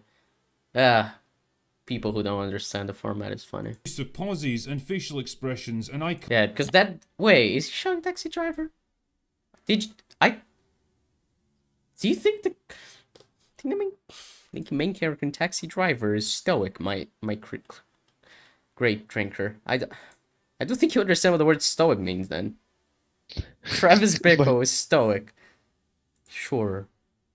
Contact to clue the audience in on who's dictating the pace of the conversation. Do this and you'll probably begin to pick up on a few things, like the fact that men in older movies are generally able to convey a lot more by saying less. I disagree. I think a lot of modern media has gotten really good at subtlety. Obviously not Marvel shit, but conveying subtle because they very subtle even just like changes. Even just go with like normie shit. The Batman, like Bruce doesn't really say that much, and he says a lot of his facial expressions. So. Oh yeah, Robert Pattinson says everything you need to know just with his eyes, especially when he has the cowl. Yeah, like he has half his face covered, and you know exactly what he's thinking. Like. Yeah. That's exactly what Drinker's asking for. Yeah, it's like nope, that doesn't happen. Doesn't happen. No. It's weird saying this because I remember now, like, because if you think about something like the Spider-Man trilogy, the Tobey Maguire one, then I'm pretty sure he thinks it's like part of the good era of men on things. Toby isn't really a stoic character in that, is he? Yeah, He talks a lot. he was infamous for just crying a lot. Like Yeah. everyone made fun of that, and I guarantee Drinker probably thinks, oh, that's when he was stoic. It's when men were strong. Yeah.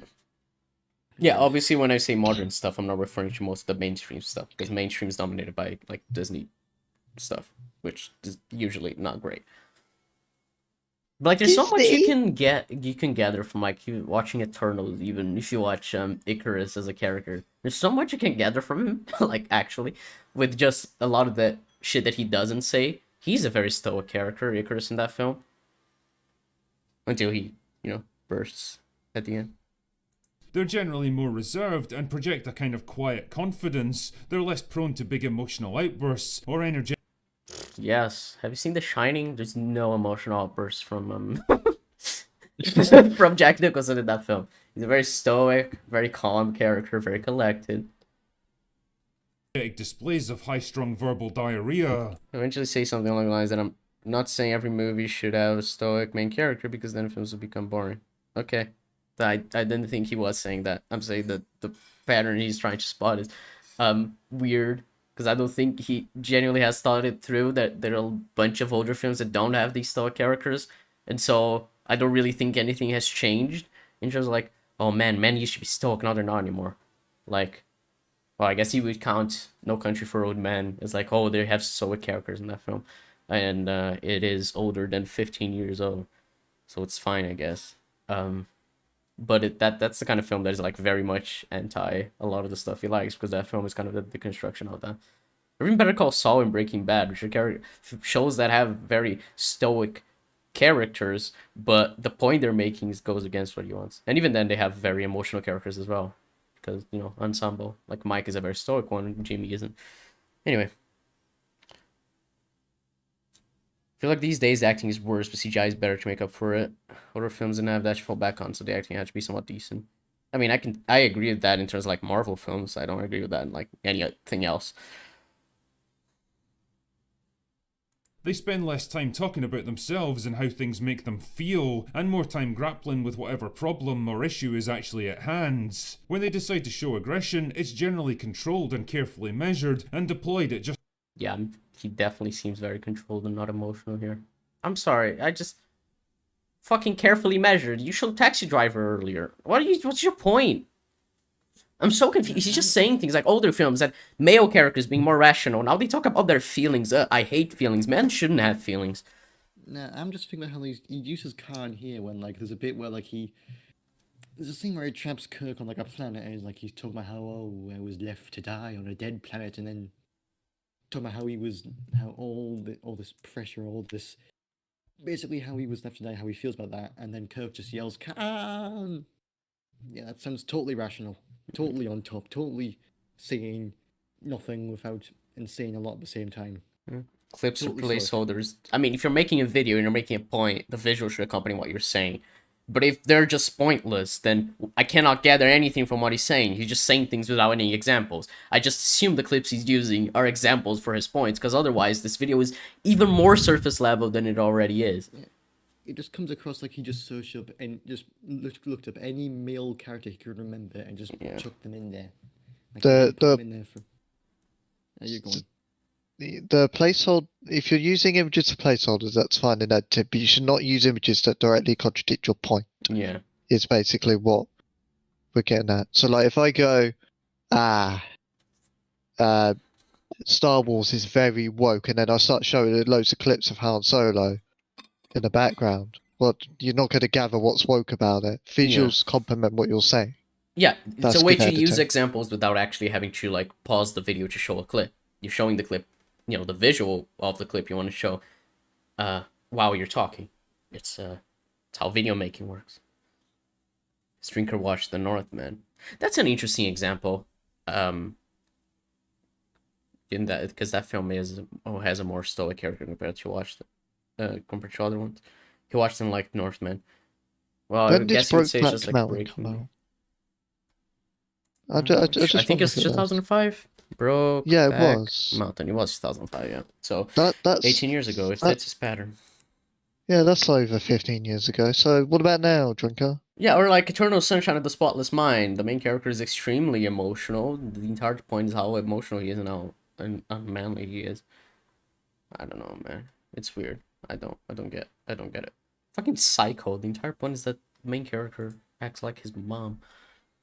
Pretends to be his mom. Yeah. Just the right moment for maximum impact. They're less likely to admit to personal weaknesses, insecurity, and Yes, Tony Stark would never admit to personal weaknesses or insecurities. Him never. I mean, it's not like the entirety of Iron Man 3 is him recounting the entire film in a therapy session. Yeah. Remember like- Iron Man 2 when he was dying? I do. Like when- He was largely emotional in that film. In the second film, he just didn't want to deal with his problem. The point the second film is making is that he doesn't want to deal with his problems, and that's like a bad thing. Like with his problems, his feelings, Like, and so Yeah. I think that kind of contradict what he's thought with this visual, but yeah, whatever. like, yeah, a character who's dying and when he finds this out, he decides to go on a bender and have a birthday party where he's just performing all this reckless shit. I don't think the film's saying that's a good thing or saying it's, Yeah, man, it's the entire right for reason a why he man to fights do this. Rhodey. Yeah, I'm sorry. I just Yeah, want to but- rewind but to find to hear exactly what he said here. it's generally controlled and carefully measured and deployed at just the right moment for maximum impact. They're less likely to admit to personal weaknesses, Sorry, Logan not admitting to Logan. personal weaknesses. Did you watch Logan? Also, yes, we liked The- Eternals, Spidey. Yeah. Speedy. The movie where he literally admits he has an adamantium bullet ready to shoot himself. Yeah, that entire film is largely about his emotional state and admitting to his weaknesses. Like he apologizes to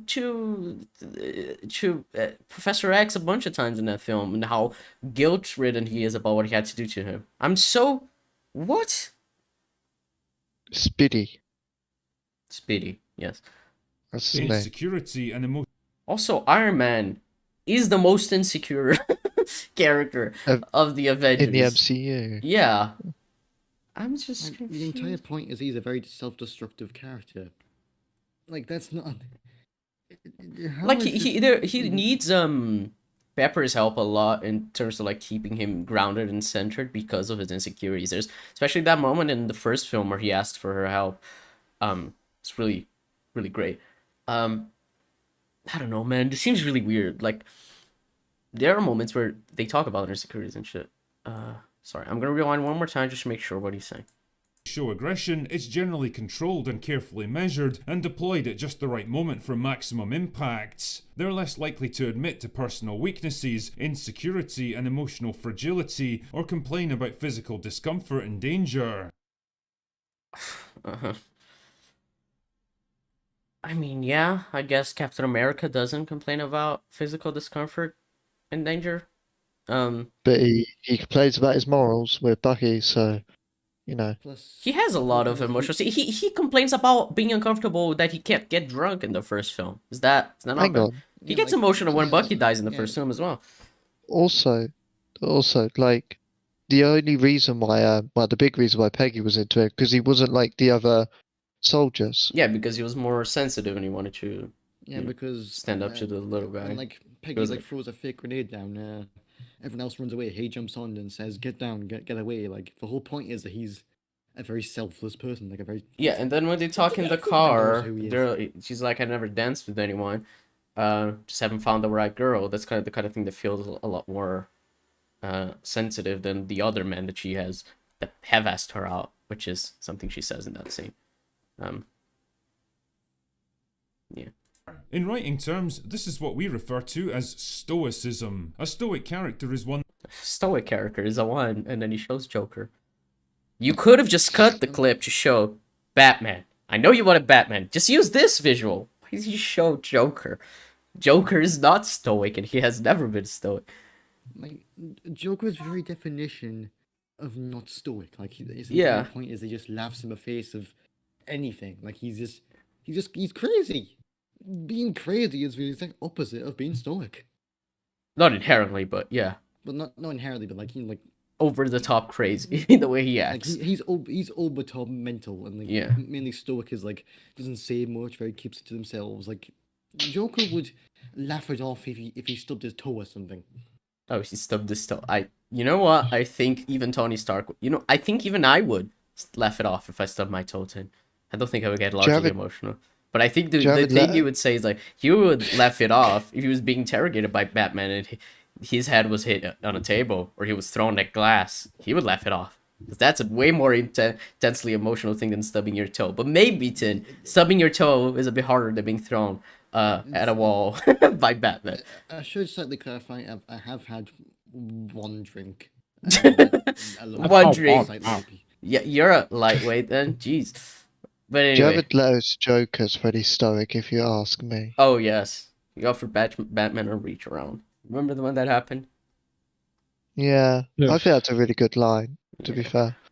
One that's generally reserved and emotionally distant, the kind of person who bears their troubles and discomforts without too much complaining. It's a character type. Yeah, but, this character type is usually, like, a lot of the time you're like, you can't just hold on to everything and let the... Especially showing Batman, because, like, the point is that he held on to his emotions for so long that he lost the chance to be with Rachel, right?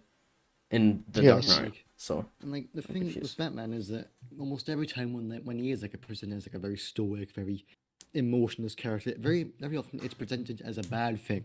well, I mean, in the As- as Harley a co- Quinn season 3, him and Catwoman are dating and they go to, like, couples counseling because neither of them are able to talk about their feelings with each other. It's actually a really funny episode.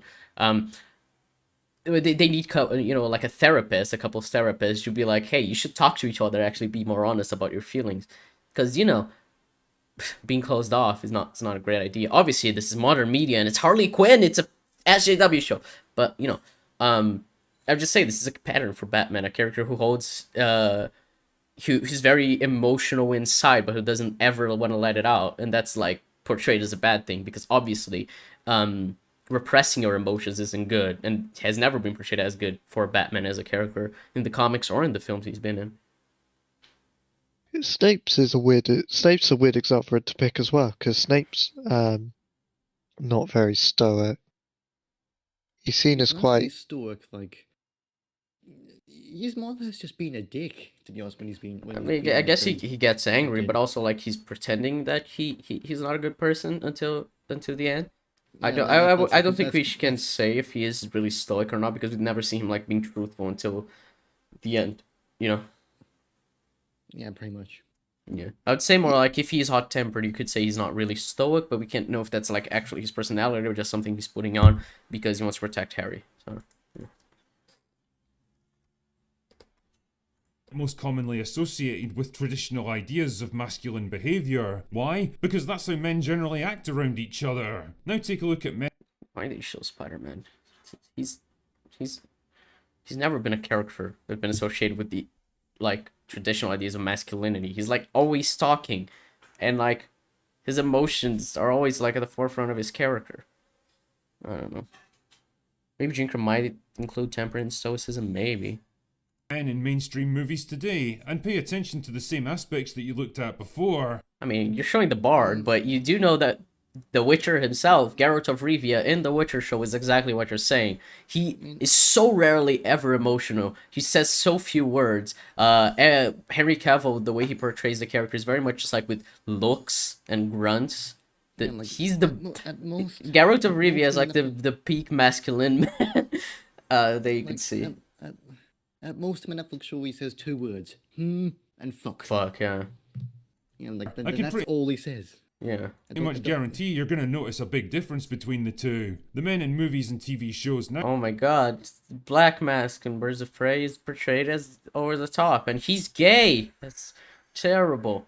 Let's see, Birds of Prey came out, was it 2020? Can we think of a Yeah. 2020 film that had, I don't know, a fucking villain? That was. There was no Marvel movies in 2020, right? Because of the. what type of villain are you after? Just stoic. So. I mean, I guess I mean, Weird fucking example to Guy use. Ritchie still makes films, but every film he makes has a fucking Jason Statham type character who's very stoic. Wrath of Man came out 2021. His new film came out a couple weeks ago, at least in Brazil. I mean, I wouldn't say Robotnik's stoic, but I wouldn't say he's like, Emotional. yeah, he's quite calculating, cunning. he just gets a bit exaggerated, but that kind of makes sense. Mm. And he also is able to stand up to the military and such with just a few words. So make of that what you will, drinker. Sonic the Hedgehog. Sonic the Hedgehog. Mm. Oh man, we like Sonic the Hedgehog. I do. I don't know. I'm just tired of this kind of thing. Like, oh, stoic characters. Because he's showing, like... Because he's showing the villain of Birds of Prey. So, okay, so villains, I guess, count if they're stoic, not emotional. I think Ronan from Guardians of the Galaxy is a good example, I guess. Fucking Thinker from the Suicide Squad. I don't know. Ego's stoic, but has a temper behind him. Yeah, he has a bit of a temper. Who's Peacemaker's dad called again? I'd argue he's a stoic villain. White Dragon, I think. Yeah, White Dragon. Yeah. Yeah, but I don't know if you like Peacemaker, because I know Waller didn't. So. But anyway. Now tend to come across as annoyingly talkative and expressive. I mean, you're just showing one example. If you're gonna cut away from that clip, show another example so that you can actually build a pattern. You start to build a pattern from 3. You have 1 so far. Reacting emotionally to what other people say and do. You have 3 clips from Birds of Prey. I know that Black Mask is emotional in that film. Can we please? Instead of cool. Oh my god, 4 clips. Can we please get another example? I know about Black Mask. Observing and keeping their own feelings in check. And this Oh is my fucking important God. because here's a little secret Yeah, so he for showed you 5 boys and- clips from fucking Birds of Prey. Thank you for not showing another example, I guess. I don't fucking know. Drinker disliked the first 2 episodes but grew on him. Oh, that's good. Wenwu was pretty stoic, actually, yeah.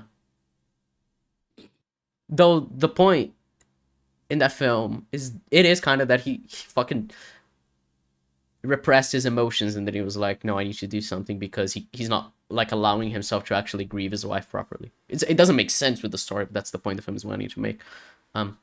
Which is like, man, repressing emotions is bad. But to be fair, Shang-Chi's stoic, right?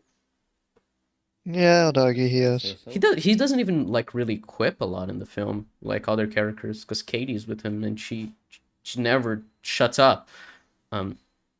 Icarus is stoic. Yeah, I mentioned him earlier, Icarus. I mean, Druig is stoic as well. Yeah. Kingo isn't at all, but Druig and Icarus are. girls, the ability to just shut the fuck up for a minute and Sorry, I didn't. Let me rewind. observing and keeping their own feelings in check. And this is important because here's a little secret for you boys and girls. The ability to just shut the fuck up for a minute and let an uncomfortable silence stretch out before you is a pretty powerful weapon when it comes to tense conversations. Yeah, have you seen the Sorry, he said 15 years ago. 10 to 15 years. I want to check specific film. Oh no, Hateful Eight was 2015, which has stoic characters. Inglorious Bastards was 2009, and Django Unchained was 2012. 2009 would have been 14 years ago, so I guess it would count on the 10 to 15 years, because that film has a lot of very stoic characters. So never mind. Because you're making it clear that you don't care much whether the other person Could Endor be considered a stoic? You watch episode 1, right, Jem? Of Endor? Based on episode 1, he is very stoic, but I don't know how he is throughout the rest. Right. I've seen 3 episodes, and yeah, I'd still say the same. Yeah, he's not very emotional. Right. I was just like, obviously there are a lot of these stoic men characters still in media. I think the thing that Drinker would say is like, oh no, these are the exceptions. It's the ones that manage to not be SJW and emasculating men. But it's just like, if you're just gonna count the exceptions, then the ones you're mentioning from like decades ago are also like exceptions, I guess, because there's still a lot of very emotional male characters from the past. And it's also like, obviously characters are going to be a bit less stoic as time goes on. Male characters are going to be a bit less emotionless when like a big thing that people are trying to campaign for is the idea that men are also allowed to talk about their feelings. And they should, because, you know, repressing your feelings isn't good. So making characters like that is good. Hawkeye in the show is stoic in personality. Is he? I would assume he'd make a few jokes, considering his character in the other Avengers films. Did you watch Hawkeye, Joe? I did watch Hawkeye. Hawkeye's pretty stoic. Yeah, in the show. Yeah.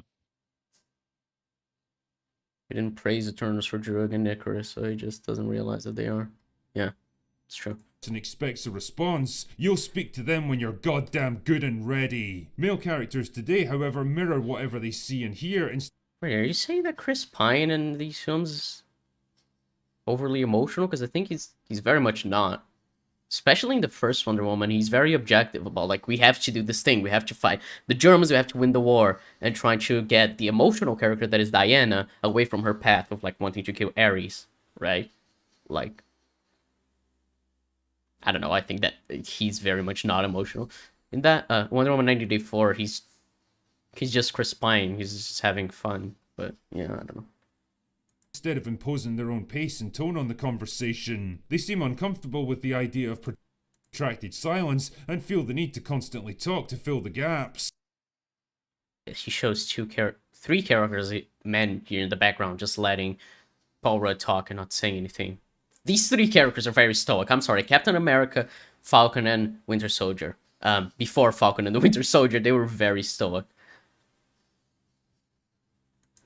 Any real action that they take has to be undercut by ironic, self-deprecating humour. I mean, you could say that about Thor, but that's untrue, because the final fight of that film, he barely says anything when he's fighting them with the fucking lightning and shit. And it's all undercut because he wins, he kills a bunch of the army, and then he ends up fighting Hela. Bro, he never said men showing their emotions is a bad thing. He's just saying nowadays people don't have stoic, confident characters heroes to look up to. And we're saying they have. And, I mean, if the point is that it's not a bad thing, then we're 4 minutes and 38 seconds into this video and it's entirely pointless. Because the point is why modern movies suck. This is probably a point about why modern movies suck, right? Like the point one, which was about the death of the stoic man, meaning that not having stoic men anymore makes modern movies suck. Meaning it's either a necessity or at least encouraged to have, stoic man. And we're saying that firstly, it's not bad to not have stoic men, and secondly, they still exist. That's what we say. They keep getting killed. What are you talking about? Fucking, as I said, Druig, he's still alive. He's stoic. Okay, my task for you is Spiddy 2099. Name stoic characters that have been killed recently. The Batman's still alive. Oh no, that can't happen. Gordon is extremely stoic in the Batman as well. And don't say Luke Skywalker, because let's face it. Luke is never stoic, to be fair. And also, if you're doing legacy sequels, you're very likely going to end up with Luke passing on in some form. Yeah. Because of the time span. So, yeah, if I were writing it, I would have had him die at some point as well, yeah. Yeah, and same for Han. It's like, think of context as well. If they're getting killed because they happen to be stoic, rather than it makes sense for the story. Yeah, plenty of stoic characters have emotional moments, show how most of the gravitas is a facade. Yeah, it's just the kind of thing you don't let your emotions like at the forefront, but you still are emotional. Like Kratos is the perfect example of that. There's so many scenes that I've seen from God of War 2018 and Ragnarok of Kratos being emotional, but for most of these games, he's pretending that he doesn't feel these emotions. He's just like this, angry, huge man who fucking kills everything in his way. You're pausing. Zod would probably be able to mention it better. You keep pausing every 2 seconds, taking his words out of context. Hang on a second. So is his words what you're context, mate? I mean, yeah. If you clarify something later that recontextualizes everything he said already, we're just gonna be like, okay, well then this assumption I made is incorrect. But I'm not gonna let trope 1 play because it's like it's been over 2 minutes since that started. I'm not gonna let the video just keep playing because I want to first comment on a lot of what he's saying, and secondly because fair use. I don't want to just let his video play. It'd feel really weird to me to just let his video play for so long without commenting on it. Also, it's very clear that his point is in a metaphorical sense, not a literal sense. And have you seen the video? That's my question, mainly for you. Because I'd imagine so. Because if you've seen the video and you're taking this literally, you've misunderstood something heavily already based on his use of language. Oh yeah, because it doesn't mean the death of the stoic man. He means that stoic men are disappearing from media. That surely is what he means. I very much don't think that stoic men keep dying off, and that's a bad thing because a lot 'Cause of he's- characters die off. Like a huge 'cause thing is he- always like a trope of like LGBT characters dying off. Is that, do you think the barrier gaze thing? And so, do you think that that's also like a terrible thing that we should be talking about? Because these characters are dying off, even though they are being, shown in these shows, or did we just say that it's over-representation to have these characters in the first place? Also, if he was on about it literally, he wouldn't be saying like examples such as where a character was stoic and now is made into a bitch for Yeah, and saying like older characters were stoic. Like, if that's the point, then the point is that nowadays we have less stoic characters. exactly. But as I say, my question for you would be name stoic characters that have been killed off for the sake of modern audiences. Yeah. And honestly, you'd be hard pressed to find examples. Yeah, I don't. They do exist, Off but the it's top hard. of my head, I can't really. I mean, I guess Icarus, but he's like the villain. I don't know. It's weird. Yeah, like that serves the story Yeah, almost. it makes perfect sense for the story for him to do it. But anyway, yeah, if you think that he means death of the stoic man is a literal thing, I think you misunderstood Drinker. Which is a shame because you think we're taking them out of context, but we understood the clear idea you wanted to make of this point, but whatever. To be fair, if you want to go MCU wise, the closest I think that's really been hindered is 4. But I I think mean, yeah, the he issue stopped with being that, a stoic character after Age of Ultron, yeah. and I think the problem with that isn't so much that he's no longer stoic, it's that they keep playing his issues for laughs Hmm. rather than actually explore his issues like with Tony. Yeah. Which is also an issue with Iron Man 3 that played a bit of it for laughs, especially the fucking post-credit scene with Bruce Yes. Banner. Yeah.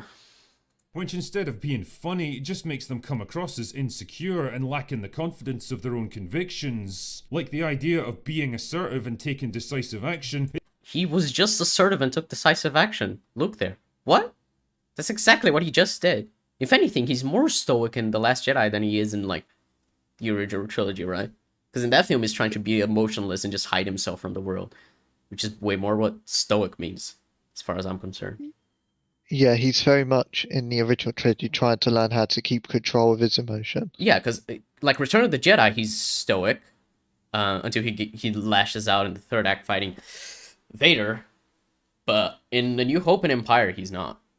He's a very emotionally driven character, which is part of the reason why they lose in Empire, because he goes to help his friends instead of finishing his training.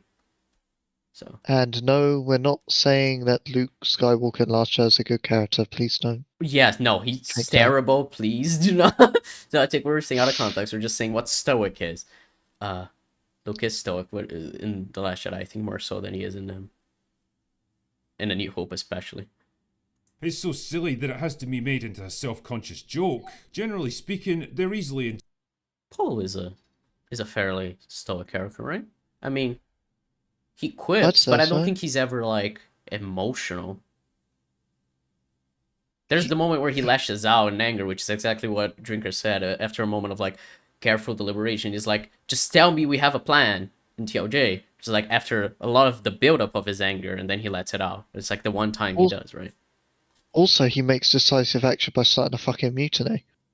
Yeah, fairly sure Paul would fit 100% the definition of stoic. He said.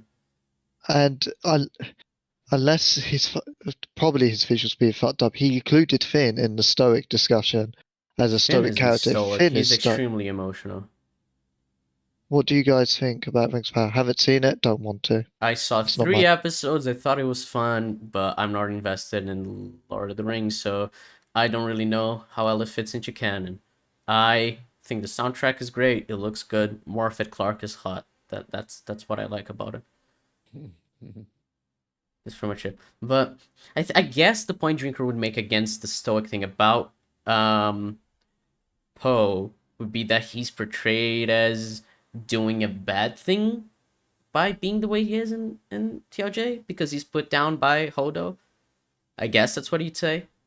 that these characters who are stoic still, that's viewed as a bad thing in modern media. I imagine that's what he'd say, but that doesn't counter the point that it is a stoic character, one of the heroes of the trilogy. But whatever. The problem is the definition of stoic fits too many characters. It's like the troll talk channel. I mean, yeah, it's kind of. It's why I don't think you should make this point. I mean, I don't think you should make this video in the first place, but still, it's a weird point to make.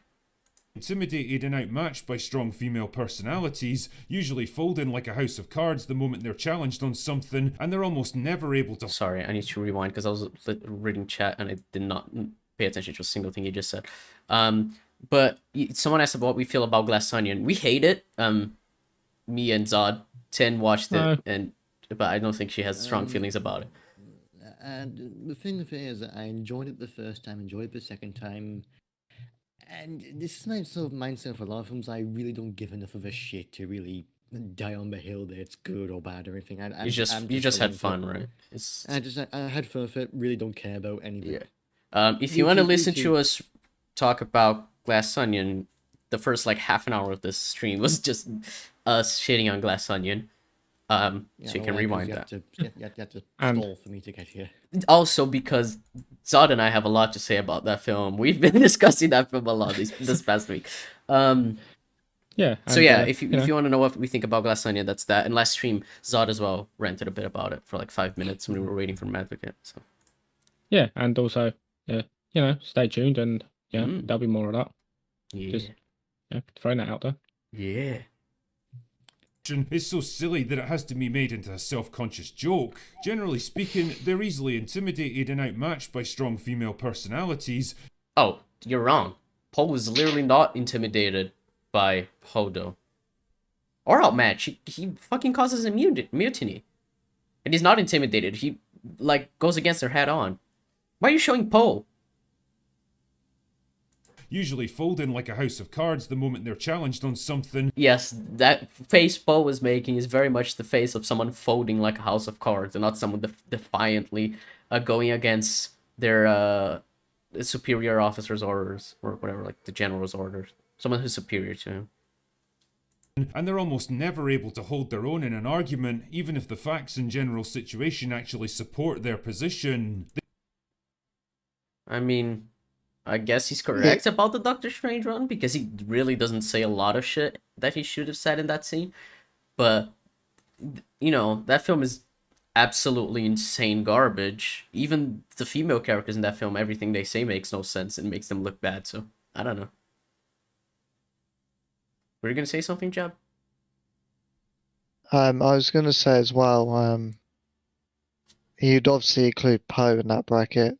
It's worth reminding that Poe was making logical decisions and arguments. He just didn't have all the information because Holdo was brain dead.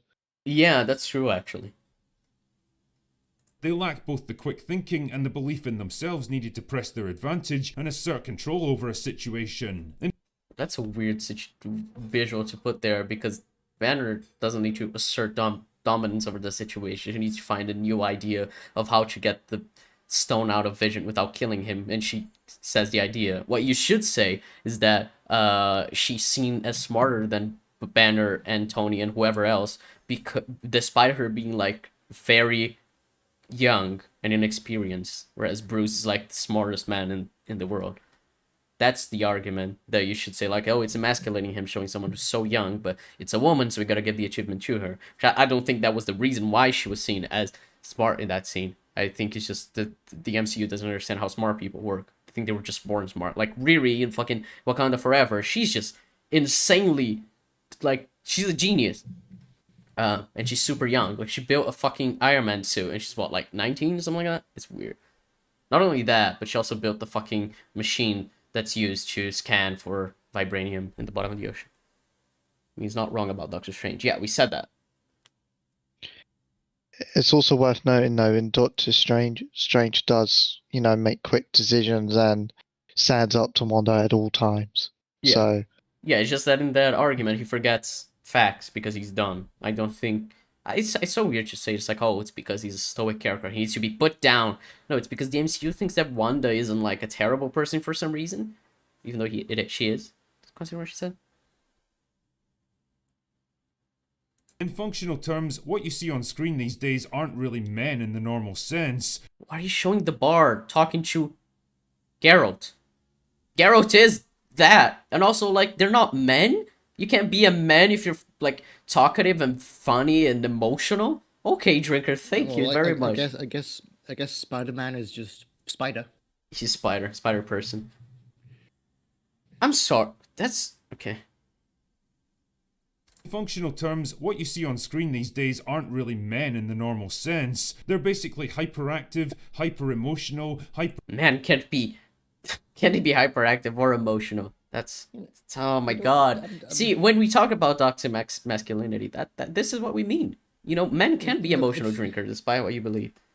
Yeah, I mentioned this on Twitter, but it's so funny that he says all this, and in the thumbnail he uses Tyler Durden, who was particularly written to be a commentary on toxic masculinity. Yeah. I And mean, here- the and here he entire is. point Fight Club See- is making is against the type of thing that Drinker like thinks men should be. It's really funny. Like that film is extremely left wing. I'm sorry, but it's a huge part of the film is about destroying capitalism and how capitalism fucking encompasses men. It gets a lot of people to like buy things that they don't need, which creates this need on them, and that these corporations are exploiting people. And in the same film, a big point is made about how men aren't dealing with their emotions and they just let it out in the Fight Club, and they just like direct that anger towards these companies by wanting to blow up the buildings of the like credit card companies by the end, which is just like we just want to rebel, we want to feel like strong masculine men, or because they are tired of being like emasculated just because they have to do like office jobs and shit. Yeah, and like, surely we should have left this mindset back in like the 2010s, let alone the 2020s, because like, this is just like, I'll admit, when I was back in my anti-SJW phase, I was so annoyed by the whole toxic masculinity, but like, when you look at it, when you say shit like this, it is genuinely toxic. It is genuinely like a bad and hurtful mindset. Mm-hmm. Also, it just slightly occurred to me when like I was thinking of the talkative, emotional one. Drinker was like one of the lot of like really goes against the 13th Doctor and newest Doctor Who and that. Surely by this logic, he wouldn't see the 10th Doctor as a man. Yeah, I was That's actually true. thinking that because he really likes the RTD era, especially the 10th Doctor, as far as I know, because I've seen a few of his videos about the Doctor Who, and RTD era, especially with David Tennant, I think maybe more, I think more so than Christopher Eccleston, he was extremely emotional. Like, he's very talkative because like he's got a gob on him, and he's very emotional. He's probably the most emotional Doctor out of all of them, and and Drinker, I'm pretty certain sees him as the best. Yeah. It's hypocrisy. Thy name is Drinker. Yeah, it's just weird. I think it's just that, like, I don't know, yeah, it's weird. For talkative children forced into men's bodies. They're a kind of shallow, trite projection of what insecure, effeminate, emotionally fragile Hollywood screenwriters imagine men to be. I have no idea what these visuals are. He's genuinely just like Why did films. He just searched on YouTube films, and he downloaded the first video that came up. Why did he use a clip of Harry Potter and young Then Anakin Anakin, Skywalker? yeah, I don't know. It's like, oh, indie, Harry Potter, Anakin. Okay, sure. Either because they dislike the idea of the masculine, stoic male archetype, or they lack the breadth of life experience to be able to write characters like that in the first place. There seems to be this weird belief that stoic personalities are inherently dangerous and unhealthy, like men who don't constantly express their every thought and feeling are nothing but fountains of repressed rage and raw emotion. I mean, you described them as that, didn't you, earlier? That they rarely ever talk about their emotions, more the conflict that they want to resolve, and then sometimes their emotions come to the surface in like an outburst. Like, isn't that exactly what that is? Repressing your emotions. Also, I'm sorry, if you're stoic all the time and you never talk about your feelings, then I'm sorry, but yeah, that is bad. You're repressing your feelings. That is a bad thing to repress your feelings. I don't know. It's unhealthy if you repress your emotions, drinker. Yeah, exactly. Introverted robot. I'm confused. That taking decisive action and wanting to assert control over a tense situation is somehow fundamentally wrong. Well, if you're a man anyway. And well, Men never take assertive action control over situations anymore. I hate how. Doesn't mean dude, but that's how Drinkers describing them. That's the problem. That's not what we're saying. That's what Drinkers say. Yeah. to put it bluntly, that's absolute bullshit. The reality is that most of the time, men just don't feel things as deeply as people seem to imagine. Drinker, why do you lie? Christ. Why are you lying? What? Men don't feel feelings as much as people think. Man. Just Ma- think men are male robots. suicides. Yeah. That men are just shoveled out of like a factory and they're like designed to just shoot shit. I'm sorry, Maybe- Drinker. I don't think you understand that men have feelings as well, believe it or not. And they feel them just as hard as women do. 'Cause feelings aren't Believe it inherent or to not, a gender. Humans have emotions, and men are humans. Whoa. That should say enough. It should. Movie really reviewer should. tried to speak about psychology with no factual evidence. Yeah. It's annoying. It's just what men don't feel as much as people think they do. Drinker, stop perpetuating the problem. Men do feel as much as women do. I'm afraid they do. And it's fine if men are emotional. Can we please just allow men to be emotional? Oh my Christ. This man is 1.5 million fucking subscribers. Probably more. No, 1.5 million, 1.56 million. They don't tend to get hung up on things in the same way that other people do. Why are you showing a monkey? Ah! But I'm sorry, he's very emotional. Fucking you said don't get hung up on shit as much as other people, as much as women do. Then you showed Captain America, especially in that point of the film, he really does get hung up on shit. It's part of why he wants to join the army, is that he is hung up on shit. I don't understand. Things as deeply as people seem to imagine. They don't tend to Spider-Man cries at Homecoming. I never cried at that age.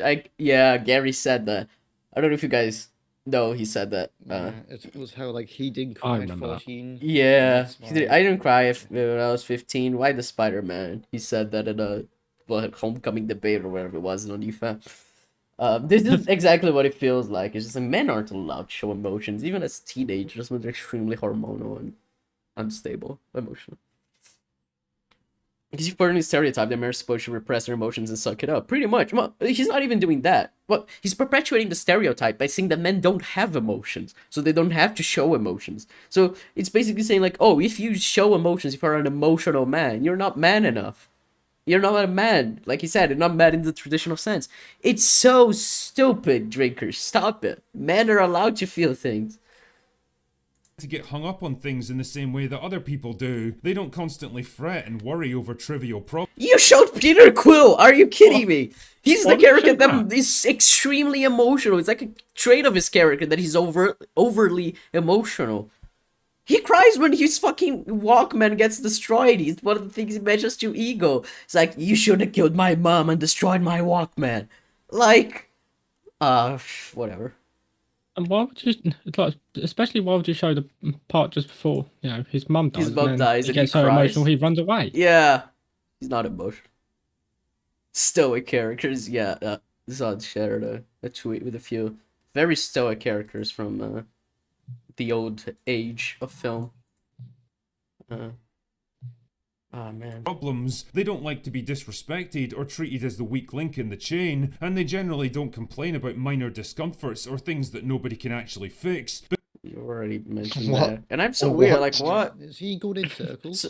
He is. He's even showing this clip again. But also, like, you show Tony earlier is a good example. He always complains about shit because he's always been handed everything on a platter because he's fucking rich. Everyone does things for him. He always complains about like the smallest details of everything. I'm confused. Does Drinker think men can't ever be embarrassed? Well, feeling embarrassed is an emotion, so you can feel slightly embarrassed, but if you feel very embarrassed, then you're not a man anymore. You're a woman. because they find that kind of behaviour annoying and off-putting in other people. What is these clips you're showing? You're annoying me so much. Please show something that's useful. It's like what I said earlier, because you use these clips to show examples for what you mean. But you're just showing random clips, so like if I put the cover on on the ECUM and we just keep playing the video, we're gonna get the same like amount of information. And yet, that seems to be what we're being force-fed in our fictional characters these days. Jesus, no wonder cinemas are having their worst years in fucking decades. No, no, no. It's because of yeah. COVID, but they're really not. Did you see Top Gun Maverick? Avatar 2? It's like how we said 2023 was like 2022 was one of the worst years for film. It's like no, No, it was really great. You just watch mainstream stuff. like in terms of like ever since 2020 hit and the pandemic hit, like this has been the best year like ever since then. Oh, it's like 2 years after COVID started. We have one film tracking to be one of the highest grossing films ever, which is Avatar 2. I don't get it. Drinker, maybe you're right, but I'm the one who knows psychology. I love hearing uniform takes on the general state of the psyche. Yeah, it's hilarious when people say this shit, being completely, like, ignorant on it. Whatever. Men don't feel feelings, Willow. That's that way. That's true. Whatever the reasoning behind it, the result is a kind of frustrating, neutered, childlike interpretation of male behaviour that doesn't really line up with what real, normal people experience day to day. Personally, I find that I can't relate to more and more male characters in movies today because they simply Okay, then That's relate 'cause to the you're not female right, bigger. characters. It's Relate to the not female exactly characters then. Who the fuck cares? What? Why do you need to be male characters for you to relate to them?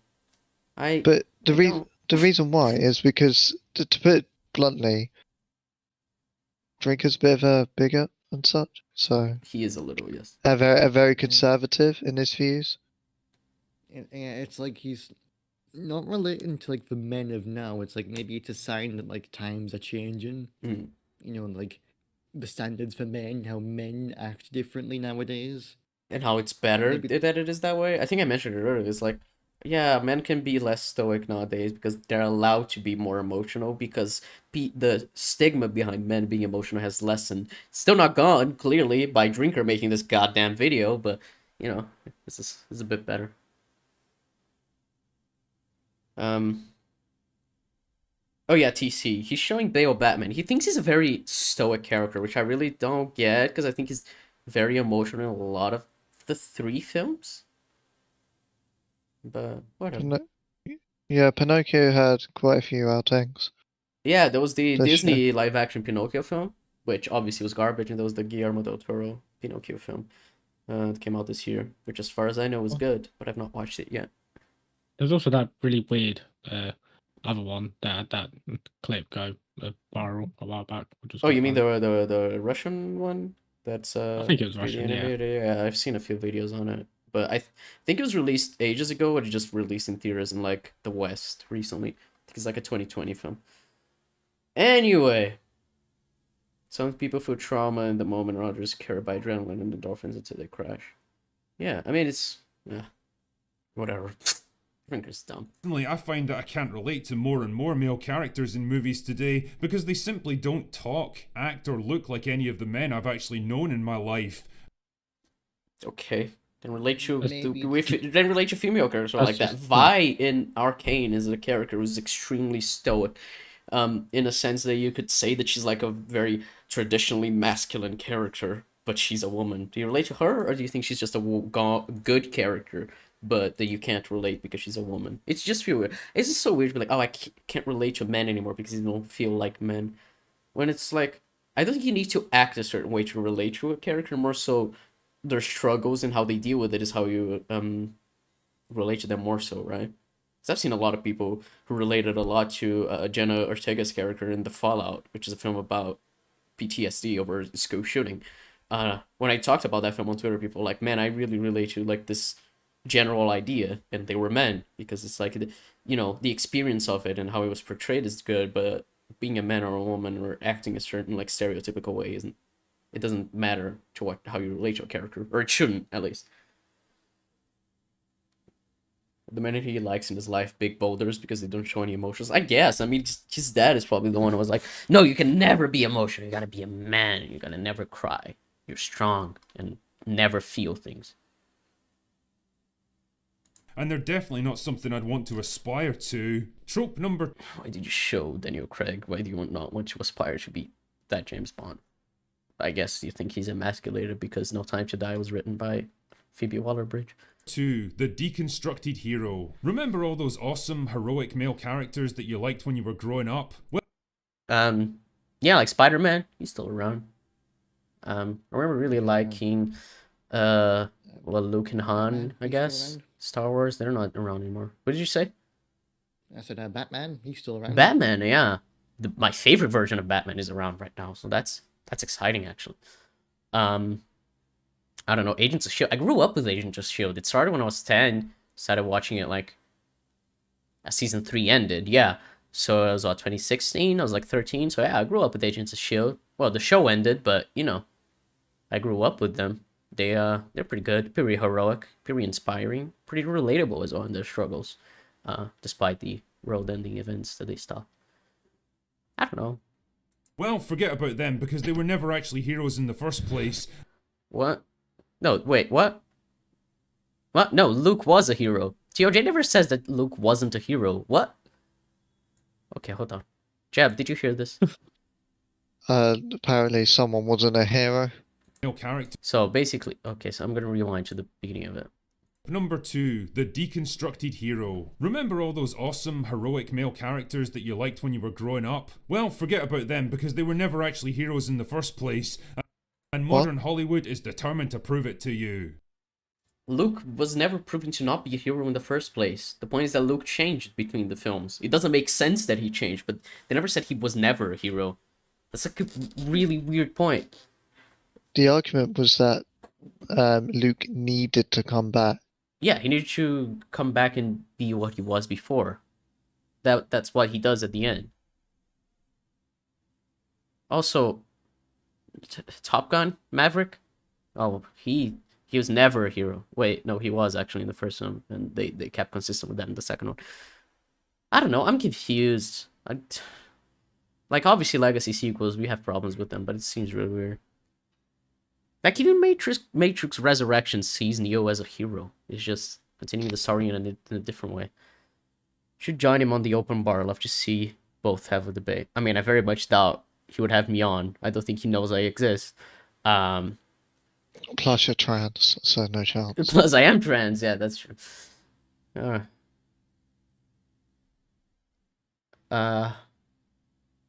John McClane was never a hero. Yeah, I don't know. Like, I'm tired of like coming up with examples of newer films that show prove he's wrong. He's just saying shit like, oh, they were never heroes. I don't think that was ever the point that these sequels are making. So that they were never heroes. That either they changed over time and it doesn't make sense with their characters, or that there's still like another evil within that they didn't like finish it off, like the Willow show does in episode 1, which is the only episode I've watched.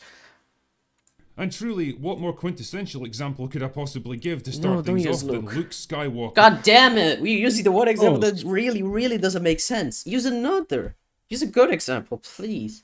You know what? We already countered this. I'm gonna pee while he talks, and if you guys wanna, continue watching shit, yeah.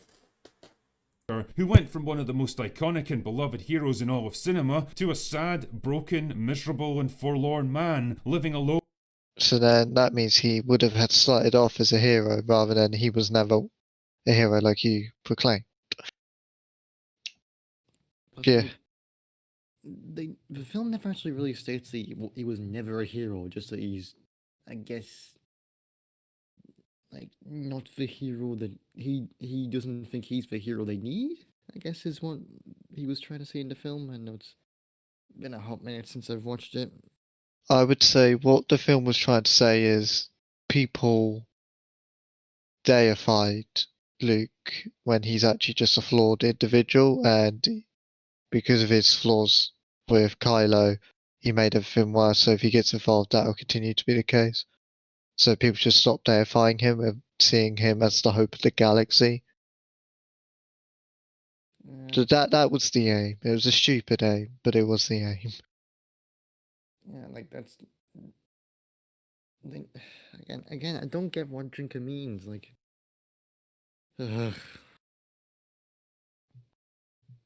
And even then, like, do we forget that this is I'm the back. same modern Star Wars that had Mando Season 2, which had Luke mow down Yeah, like onto Moff Gideon.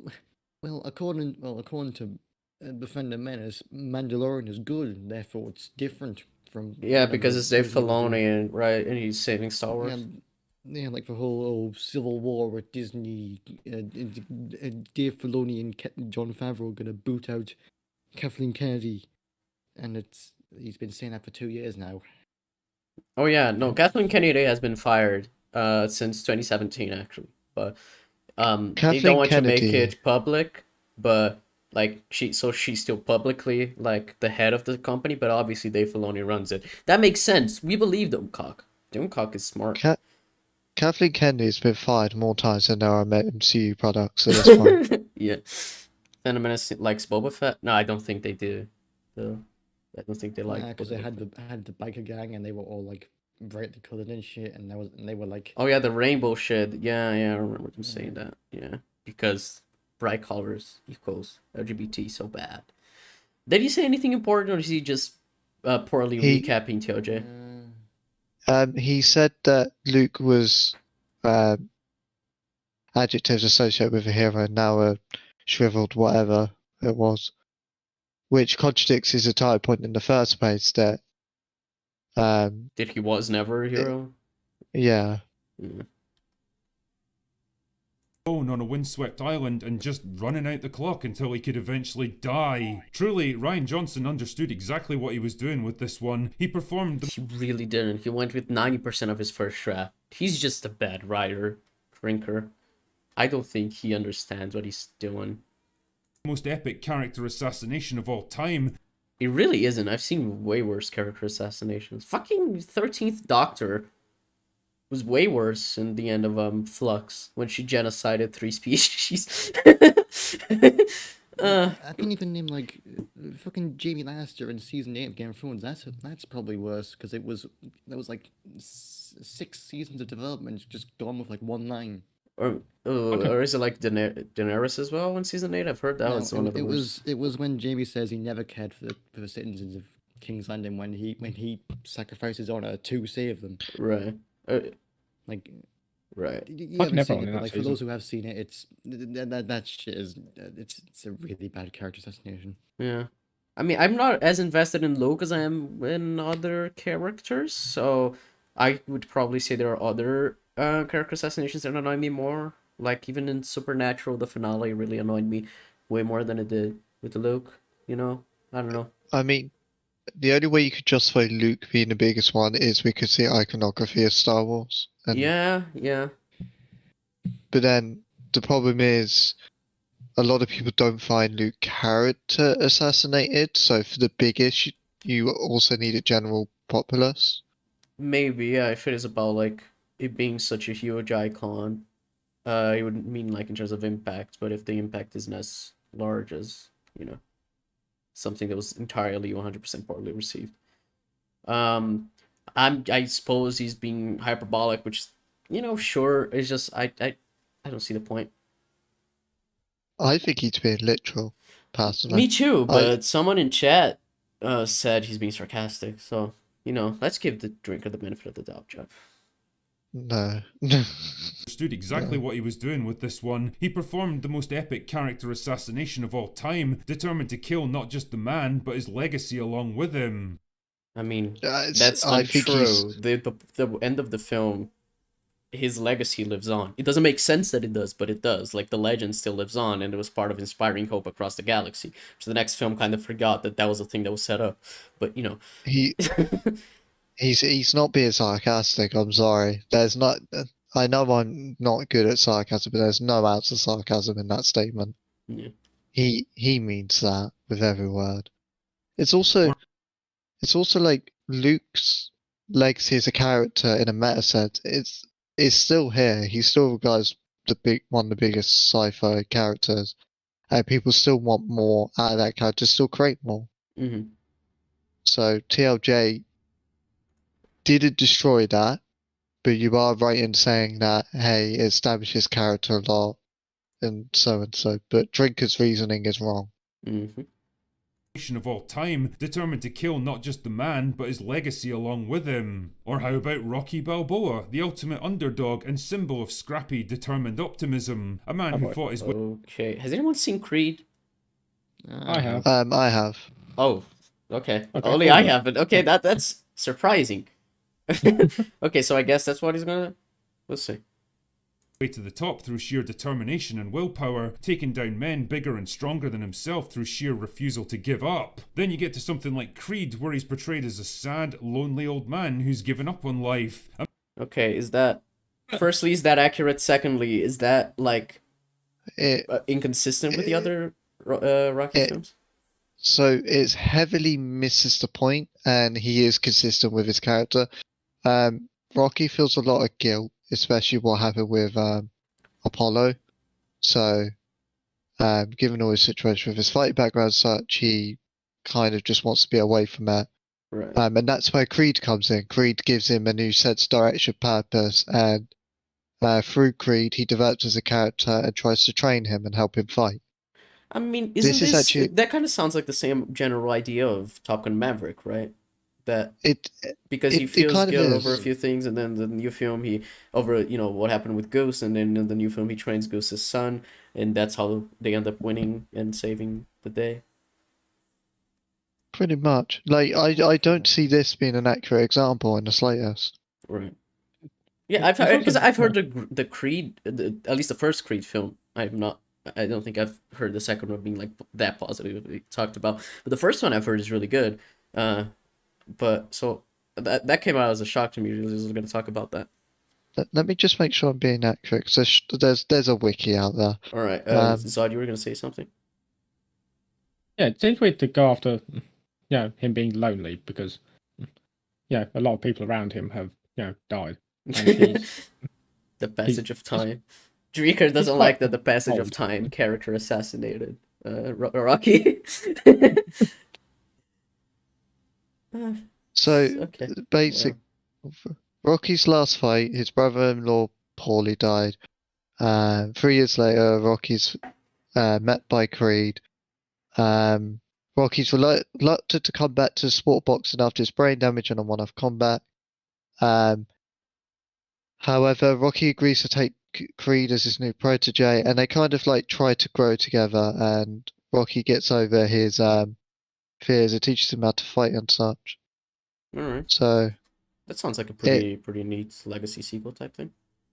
I mean, Rocky literally has non-Hodgkin lymphoma in the film, and he has to get start accepted to do chemotherapy. Right.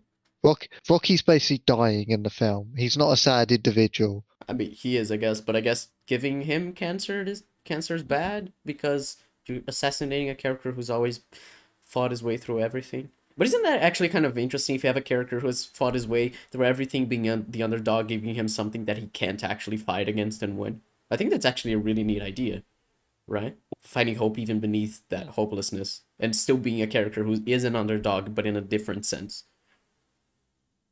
Yeah, I mean, unless Draker was to say people with cancer, sad individuals, deconstructed. You be my cat's drinker. I think it's very manly to take You on would say cancer. that Coulson in Agents of S.H.I.E.L.D. Season 5 is a sad character because he's dying. Oh no. Even someone Caster's character assassination. You heard it here first, man. Drinker. Good old Drinker. Alright.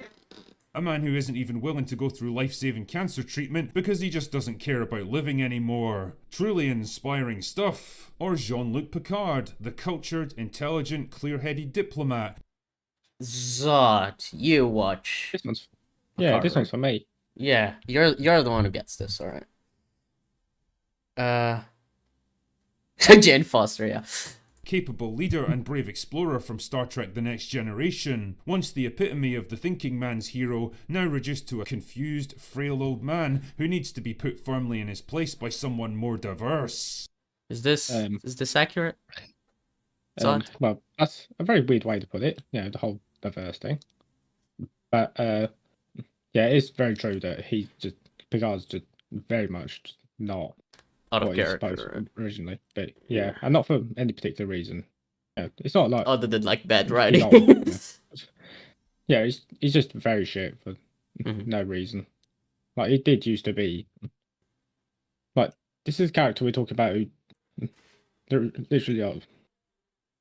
But there's a character in all across the next generation called Q, who's basically just a godlike being who's got power just beyond anything you can imagine. Mhm. And Picard will quite happily just square off of him and put him in his place. But then in Picard, he's just pretty much everyone just tells him what to do instead of the other way around, and he doesn't take much charge or have much authority. It's really weird. Sorry, I just saw a tweet of Jay actually retweeting someone saying, "Bro, cancel culture is crazy. No one is safe." And the original tweet is saying, "Hitler being a pedo is not discussed enough. IMO. Virtually everyone he dated was a teenager. All known sexual relationships Hitler had started with teenagers whilst he was in his 30s and even 40s." And I just find this so funny to trying to bring up like these pedophile things about Hitler in fucking 2023. I'm just Look, man. it's so If you out of didn't that. know, if you did know about Hitler, why he's a bad person, it's not the Holocaust Yeah, as such. It's yeah. the pedo. Yeah, he dated 17-year-olds, so that's awful. But everything else he did, that's pretty chill. But that one crosses the line. It's like the Brita meme from Community. I can excuse racism, but I draw the line. Are you dating children, Yeah. teenagers? You Anyway. know, that's the focus. And before certain people take us out of context, pedophilia is bad. We Pedophilia just is think awful. It's just so funny to bring this up. like it's if you're trying to cancel Hitler. Yeah, I could just mention. Whatever. Sheer fucking hubris. Yeah, that'll teach you to get ideas above your station, Jean-Luc. Or how about Superman? Sure. What? Superman. Wait. Is there any version of Superman that's emasculate? He's gonna say Henry Cavill because his he's Man gonna of Steel say- is out of yeah. character. Oh wait, and he might see Superman Returns where like Lois Lane marries someone else or something. But that wouldn't fit But- with this timeline because that's like 2004, right? Superman Returns 2006. That's like Yeah, it's almost gotta 20 be. years ago. Like, it's got to be. I Henry can't. Cavill. I can't assume think it's of Man it. of Steel, just because he's very out of character in that. But he's used Man of Steel clips a lot in this video, so I don't know. Well, we're about to find out. We're about to find out. Yeah, I'm It's just probably curious. the comics. It's probably the comics. Oh yeah, it's gonna be his son being gay, bi, whatever it is. It's gonna be something like that. It's definitely gonna be that. Jeb, you're a genius. Surely one of the most please no. long-standing examples of the strong, square-jawed, patriotic male superhero. Well, not in the mind of Zack Snyder. who- Oh, never mind. Oh. I was right. It is Man of Steel. Okay, I mean, Zack Snyder is the guy who makes the most like the films that are mostly like the manly stuff, the real like explosions and shit. He's like the Michael Bay of like superhero stuff, where he just makes everything super manly. It seems super weird to use that. And like the funny thing is that in BVS, Superman is actually very stoic. Mhm. Like he's. I mean, he in Man of doesn't Steel, really- he is too, right? But like I mean, specifically like in like BVS where like he's on trial and shit. And he Oh, never yeah, s- yeah, yeah. Like he's like the no one steers good in this world, and like it's a lot more recent and like he. I don't know how he can be like he isn't what. Fuck it. Let's just get on with it. Yeah, whatever. So, okay, Tin, you just gave up. I mean, I've given up a few times and trying to counter this video. It's just so tiring to repeat the same things. Like, okay, I mean, he is out of character compared to the other, earlier versions of Superman, because in Man of Steel, he's a fucking genocider. But Zach thinks that Superman's being heroic in that film when he does that shit by the end. Like, the film is just oblivious to it being dumb. It's not him, like, trying to dissect an idea of masculinity. I'm pretty sure Zack Snyder is pretty okay with the idea of masculinity in his films. Fucking, he made 300. Transformed him into a sullen, brooding, conflicted outsider who doesn't even know if he can or should help humanity in any way. Wow, you really nailed the character there, Zach. Well done, son. Or perhaps James Bond. Surely Oh, he's gonna mention No Time to Die because that's Phoebe Waller-Bridge. the ultimate man's man. A Yeah, and that's a thing that it is a bad thing. He raped people in the earlier film. Whatever. tough, cold, ruthless man of action who can handle any threat and and sexually harass women. Anyway, seduce any woman with ease. But oh no, we Rape can't allow any harmful woman with stereotypes like that to persist in the current era of Hollywood. he's gonna criticize Casino Royale, which is like the best Bond film. Yeah, it's like one of the best, and like he can't really shit on like his characterization because that's directly from the books.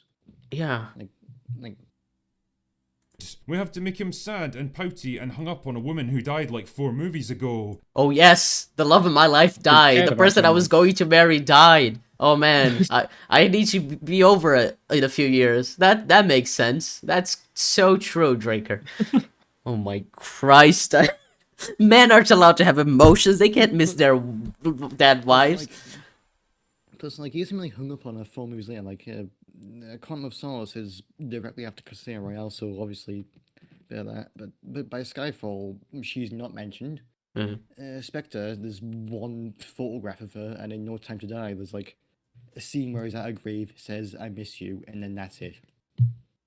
It's not as big of a deal as he's making out to be. It's literally just like a small running theme throughout the series. Yeah. And he can be a bit more of a like grounded, darker version of like- the character that is a bit more emotional due to this tragic thing that happened to him. Yeah, plus like the whole thing with the Craig series is that it was a bit more of an emotional bond because Yeah. Bond was like a bit of a shoot shit, shag shit, say Yeah, shit and it sort had of kind of gotten thing. like a little bit out of hand with Pierce Brosnan, right? That people are like, this is way too much, just like focusing on like pointless action that just looks Yeah, like- incredibly like, goofy. With Die Another Day, which was like the 40th anniversary, had him, I don't know, like skiing on a tsunami Yeah. that was after an explosion just caused it with an iceberg. It's like Yeah. it was getting stupid even by that point. So like this was the grounded, realistic one, and the way you make it more grounded and realistic is by humanizing Bond because he had basically just been this. I don't want to say unhuman, but he just hadn't really been much of a I guess, Character. emotional character. Yeah. It's just weird as well because no, obviously it's a more emotional version of Bond, but guess what? You still get all the really cool action where he kills a load of people. So Yeah. it's not like it's been removed or anything. Does Trigger think Austin Powers is masculine? That would be hilarious. They're emasculating Austin Powers. Is it a stereotype that women are upset about the breakup early and forget about it later? It's the opposite for men. Yeah, that's actually true. It is a stereotype that women get over breaking up with men very easily and get with another man right after because they're because of what's the word? Misandry? Is that the word? There's some word like on the the masculinity sphere about like women who want to go get with high value men and then leave them when they're not useful for them anymore. High value men being the alphas who have money and shit. Oh, we love those people. And when he tries to flirt with women now, it becomes a point of awkward comedy because, gosh darn it, why on earth would they be attracted to a man like him? I mean, why would Ana de Armas be attracted to an old Daniel Craig? To be fair. I mean, the whole joke of that is that he does flirt with her, and then the whole joke is that like they barely know each other. That they're working together, and they're in like a middle of like a It's that the situation is they're about to very go on a mission. right. It's They're that the getting situation changed is to go on a awful. mission. It should Yeah, be- like so. He's like surely we should keep this professional when Yeah. she's undoing his buttons. And Yeah, she's so like, it's "Oh, making but a yeah." joke out of the trope of earlier films where they would have slept together in a scene like this. It's like, obviously, this would never happen in a realistic scenario. It isn't making fun of Bond, but making fun of the older trope about who Bond is, while keeping this character trait from him, which is now more of a direct consequence of him losing the love of his life and not being able to like connect with someone in that same way as well. Yeah, exactly. Like, and plus, like, he's flirted with other films, like, not with other films, with other women, in like even in like just the previous films, like, he has like 2 separate Bond girls in. Oh yeah, isn't Skyfall Lacey alone. though like a recurring character? Yeah, He gets with. he meets her in Spectre, then they get married, and like, she carries over to No Time to Die. Hmm. And like, there's nothing awkward about that. And that it's just pure love, sex, and all that stuff.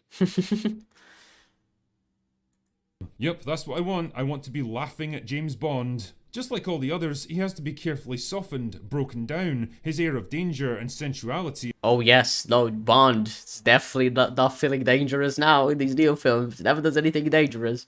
Not so much that he ends up dying in the last fucking film, right? No, that would never. No.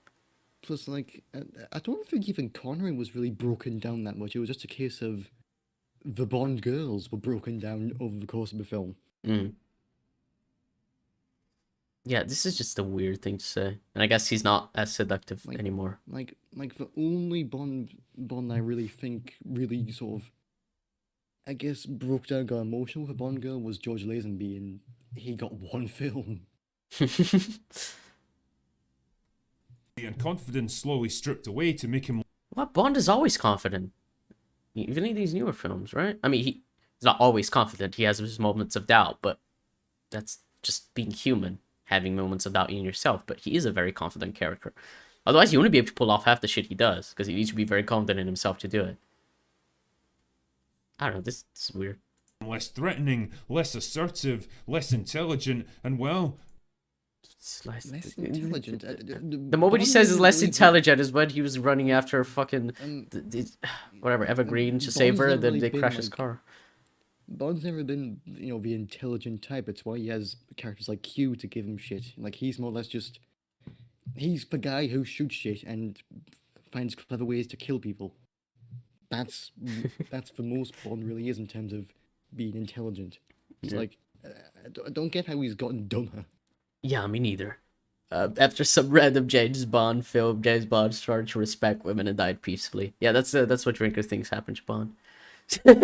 He decided to after Evergreen's character died, he decided to start respecting women, and he passed away peacefully. The other films are just showing him being nice to women. I really enjoyed No Time to Die. I don't know why people hated it so much. Because Phoebe Waller-Bridge wrote it. That's generally the only reason. And the character died by the end, so they think it's like, oh, they're getting rid of our male heroes. Remember the video we covered from Az that mentioned the what was it? Was it an British MP that mentioned like that they're getting rid of male heroes? Yeah. That was a wild. It's funny because they say that when at the end of the credits, it literally says James Bond will return. Yeah. And they're casting it's apparently Aaron Taylor Johnson, right, as the next Bond. Yeah, I think like the casting is a few years off, but like they're all going ahead with like the next Bond. Oh yeah, it's just that I've read that there had been talks with Aaron Taylor Johnson, and he would be really great as Bond. IMO. Yeah, I agree. Generally just less than what he was before. And ultimately it points to one general problem. We're not being given positive, inspiring male heroes to look up to anymore. Coulson doesn't exist. Captain America doesn't. No, definitely not. Tony Stark? No. He didn't sacrifice himself to save the universe. That never happened. I don't know. It's just like obviously there are many heroes. We talked about this a lot in that Az video we covered. But yeah. Christian Bale should be the next Bond. I think he's a bit too old. Should be Bond. Christian Bale. He's Yeah, I think if they're gonna go with like a Bond, the best sort of candidate would be like Aaron Taylor Johnson or like someone like Richard Madden. I was gonna say like at the age of around like maybe Robert Pattinson, like that kind of age, was like you're pretty young, you're British, white man, because obviously, and you can last for like a decade or two on the road till you wage out of it. Yeah. And the ones that we used to enjoy are having their legacies slowly eroded and undermined in an attempt to taint our whole perception of them. We've got nothing to look forward to in the present. I love like assuming intention. It's like, oh, they're making these new films to erode our perception of these old characters. They're just telling stories, you know?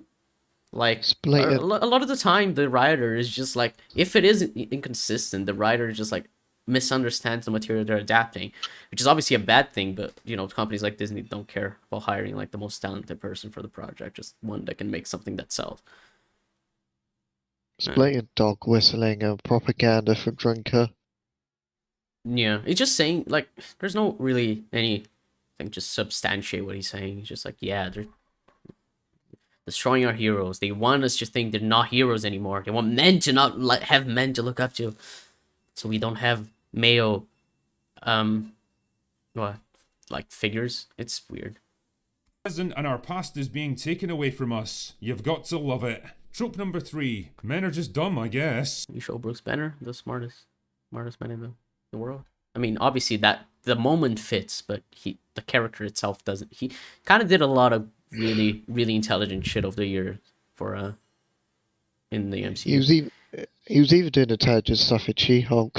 Yeah, I mean, he even said he even said that he sacrificed himself to bring everyone back.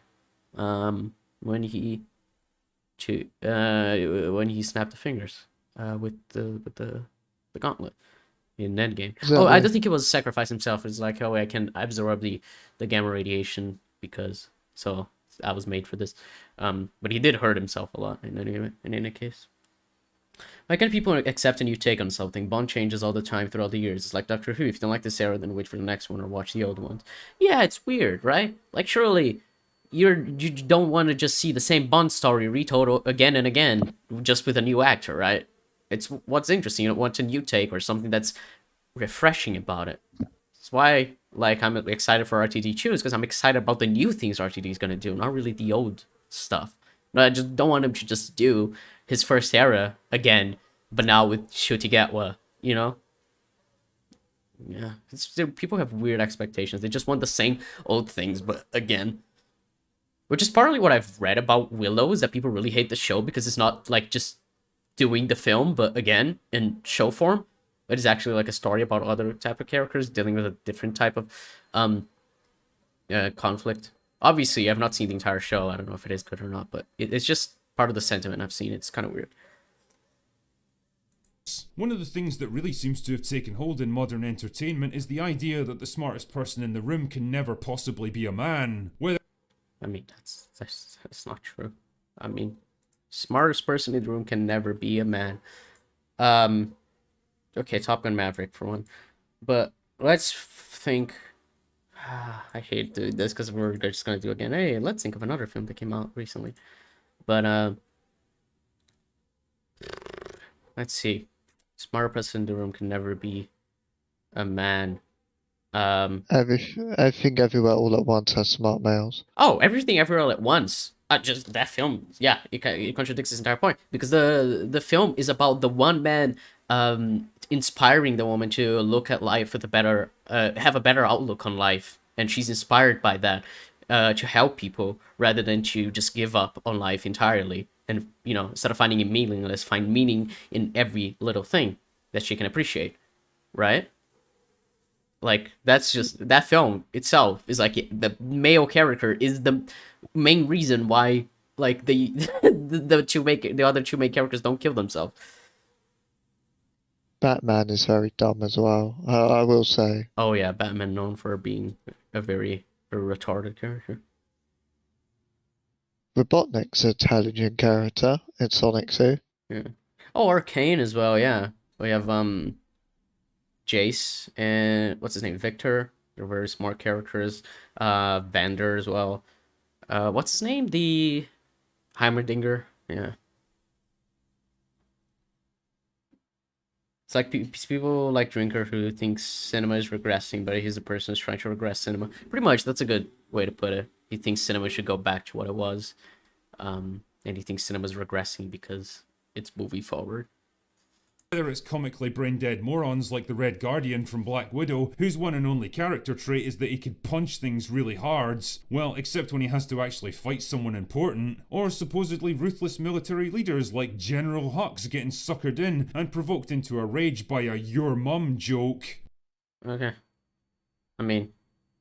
I will cherry pick examples. I mean, yeah, isn't Poe and Finn, are they supposed to be like very smart, supposedly in TLJ? Also, literally episode 9, I can't remember his name, General Pride or whatever. Yeah, he kills Hux. He's like, I found the spy. Yeah. Yeah, he's a very intimidating male character who's in charge of the room entirely. Funnily enough, Red Guardian actually has more character than Punching Hard. He has the thing with Captain America. I guess, yeah, he's obsessed with Captain America, which doesn't really make sense. And he cares about his daughters, which is like the one good scene, which was David Harbour who suggested it. Yeah. Or the seemingly endless numbers of dumb, corrupt, abusive men in Westworld just lining up to be summarily executed for their crimes. I'm not kidding, pretty much I've every seen episode Westworld, from so- season 1 onwards is Have any of you seen Westworld? No. Yeah. I'm Just I'm the supposed to at some point, but yeah. Yeah, same. Driggs reason perfectly shows true opinions because of that. People see him as a bigot. I mean, his streams when he talks about woke stuff and LGBT people, that kind of shows him as a bigot. I feel. I mean, remember when he was like, "Oh man, Bly is woke because Hannah's black." That was a thing. Ah, we covered that video when he comes 25. That was ages ago. same trope repeated over. And I got guy Sandman. Oh yeah, Sandman. Main character in that show is a man, and he's smart. I feel a little bit. Dream. I think he has a little bit of a brain. And over again. Or how about Dr. Henry Wu, the brilliant genetic engineer who Are made you actually talking about Jurassic World films? Do you think these are woke? I think they're just bad. It's just like the Legacy sequel exploiting the name of the property to make money. It just Oh yeah, and Sandman doesn't show emotions. That's true. Dream is like one of the most stoic characters I've ever seen in ages. Anyway, sorry, Tim, you were saying. the thing with Drinker is that he says all these statements about how cinema's regressing, how it's not doing this, not doing that, when he watches the most mainstream, normie blockbuster shit, and he cites that as his references and never actually actively looks for anything else. Yeah. I mean, here he is citing a trope for a film which is, well, Jurassic World was 2015, so it's around 8 8 years ago, old. yeah. And plus, even Westworld is probably like a good few years old, so like really. I think Westworld started in 2016, 14? Let me see. Westworld started in 2016, yeah. It's like a lot of these tropes and a lot of these examples he's shown are still pretty not as recent as he thinks it is. Mhm. It's like, plus, and there's been more examples which have shown up where he just seems to ignore them Yeah. in favor of bitching about the MCU because that's all he bloody does. Yeah, he barely watches anything that's like not mainstream, or at least he doesn't talk about it. Maybe he does watch it on his own time. Like- But it's weird because he has the Drinker Recommend series. Surely you can recommend things that are less mainstream, right? Like he talks about stuff which is good, like Top Gun Maverick and such, but he just seems to not mention it when it comes to saying, "Oh, cinema's getting better." Yeah. He just it's just really annoying when covering Drinker because like Well, he cherry picks everything to prove his point. obviously. made Jurassic Park possible. Except it turns out that he wasn't actually all that brilliant after all, because all he really did was piggyback off the research of Charlotte Lockwood, a far more talented. Is this revealed in the third film? I've not watched I Dominion. think it looks to be. I haven't seen the. Yeah, third because I'm one. not recognizing any of this. I knew he was a villain in Jurassic World, but I've not watched Dominion, and I really, I won't. But he's a villain already by that point. Surely you wouldn't want the villain to. Plus, like, I don't know. even in the first film, it's not really even said, "Oh, he's the brains behind Jurassic World." He's literally. Yeah, just isn't he some just random one scientist? Yeah, He's just one. he's just in the guy they brought background, back and for the then they're sequel. like, "Oh, I guess we can bring the actor back. Let's make him a character in this Like, trilogy." and it was Jurassic's World's fault who built him up as the genius behind Jurassic Park when he was literally just some random. Yeah, scientist. yeah, yeah. I rewatched Jurassic Park like 2021, I think, and I remember him just being like there. And I was like, "Oh, that's why he's in Jurassic World. He was in the original film. I didn't remember that." Which is a shame because he deserves a lot better, the actor, because he's great. He's in Mr. Robot, people. Watch Mr. Robot. As the dragon has flawed men and women, so that breaks the narrative that only men can be shown as bad in new shows. I mean, women are. I don't think we focused on it in that sense, but it's like women are portrayed the same way as men in media. It's just like they're flawed, or sometimes they're not, but not as flawed. Sometimes they're stoic, sometimes they're more emotional, but I guess they can be. It's just men can never be emotional because you're less of a man if you show your emotions, according to Drinker. Wanted an intelligent scientist who nobody had ever heard of until she was retconned into the story later. The message is always the same. Men and everything that they do are stupid. They didn't earn But what? But if this is taking agency from this one guy, from him being like, no, actually, everything bad that happened wasn't actually his fault. It was her fault. He just took credit for awful things that happened. Surely this is better because you're saying that not the men aren't causing all the trouble that he did in Jurassic World Dominion anyway, because BD Wong's character isn't like the one responsible for all the death that happened as a result of it. When Game of Thrones counter like 90% of things Drinker says, maybe I think he thinks what's the name of the main guy, Kit Harington? Jon Snow. Jon Snow. I'm pretty sure he thinks he's like SJW woke agenda in the final couple seasons because he's just like my queen and shit like that. Yeah, he's like, yeah, probably, yeah, like, yeah. If Game of Thrones wasn't as good as it was, he'd probably complain that like someone like my Sunday was there because she's not white or something. Well, people they hate that the elves in Rings of Power aren't white. I'm like, do you really care about that? Why do you care? It doesn't really change the story at all. Them or the Hobbits being having mixed race characters as well. Jab. Yeah. Hello. Hello. Is your fan on or are you just blowing into your microphone? I was blowing. Oh, good. You like blowing, don't you, Jab? You're very good at blowing. That's why I have a blood clot. Oh my god, you blew too hard. I know. Anyway. or deserve anything that they actually have, and most of the time they need a smarter, stronger, and better female character to get them on track. These visuals don't mean anything. I can't really counter this argument because it's not an argument. He's not showing any examples. I'm like, there are other examples. There are times when what he's saying doesn't fit. But does he think those are just exceptions?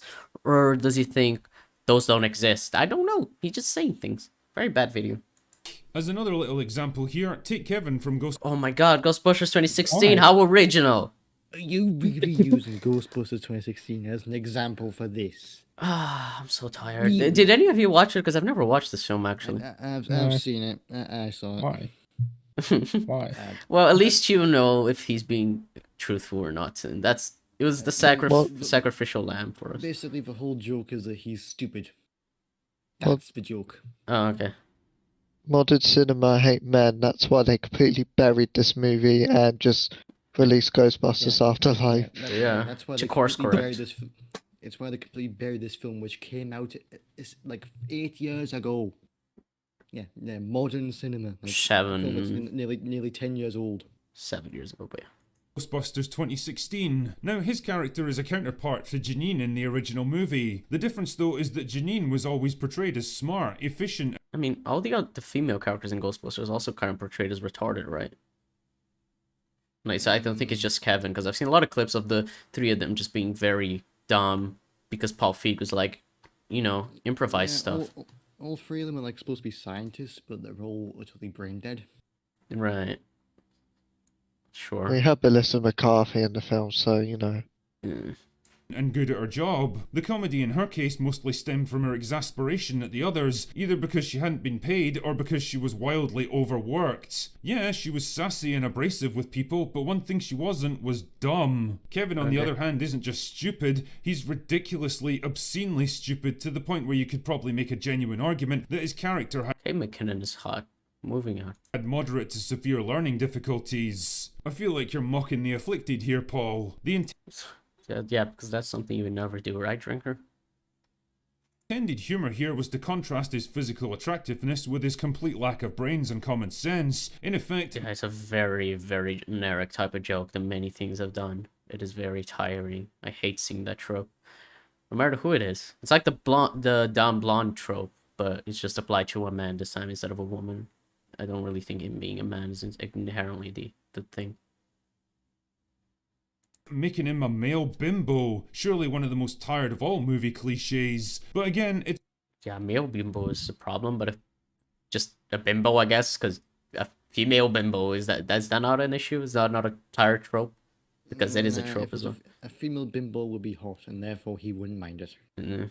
It's apparently fine to portray men this way because, as we all know, men are dumb, and that's funny. They certainly don't have anything to teach other characters, even if they're. You just said the point is that he's very attractive, but he's dumb. That's the joke. It's not that he's a man. You just explained what the joke was, and then you said no, the joke actually is another thing because films hate men. Those two sentences don't work together, my dude.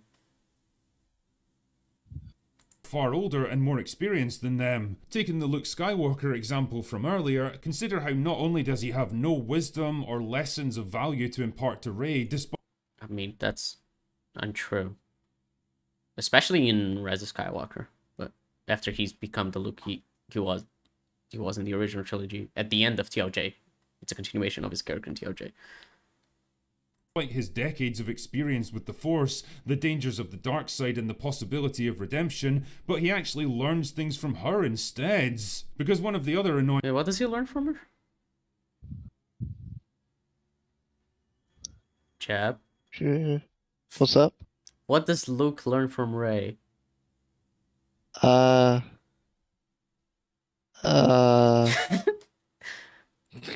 I Learns actually, to care again, I guess? Is that what you're trying to say?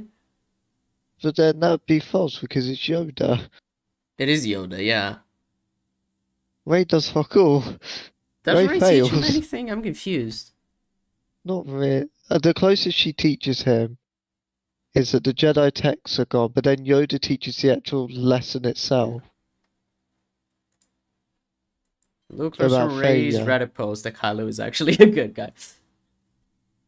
I guess, I don't know, like Yoda is about how failure's natural and that you need to accept it. Rey doesn't change his mind on anything. Jedi's weapon deserves more respect. Doesn't he learn that for himself at the end? I don't think he learns that from Rey. Yeah, Rey, definitely not from Rey. I think he just looks back on what he did when he first met Rey and is like, that was a mistake. But I don't think he learns that from Rey. It's like they kind of like barely talk, right? Like Luke just kind of describes his past and then Rey leaves being like, fuck you. And then the film happens. Man, TLJ is a mess. Rey just doesn't teach anything. Yeah. Oh, so he said that you heard. Oh, okay. It was a mistake to talk to Rey. I I mean, agree. yeah, I agree with that. Annoying tropes of modern cinema is that you can't have male mentors teaching women anything of value, and I think this problem was What? best. Hang on. What? Wait, no, But- you're showing Multiverse of Madness, the film that ends with Doctor Strange teaching America Chavez to be a sorcerer. What? The resolution of the conflict of the film is Doctor Strange telling America Chavez how to use her powers and be able to beat Wanda. What? This is the worst visual you could have used. Sorry, were you gonna say something, Jeff? That, and also Luke does teach Rey valuable stuff about the Force. Yeah, he teaches about like leaning into the dark side and how that's a tentative thing. Temptation. That's the word I'm relating it to. My brain right now. I'm tired from drinker. And that you have to like resist the temptation of the easy way that is the dark side and everything.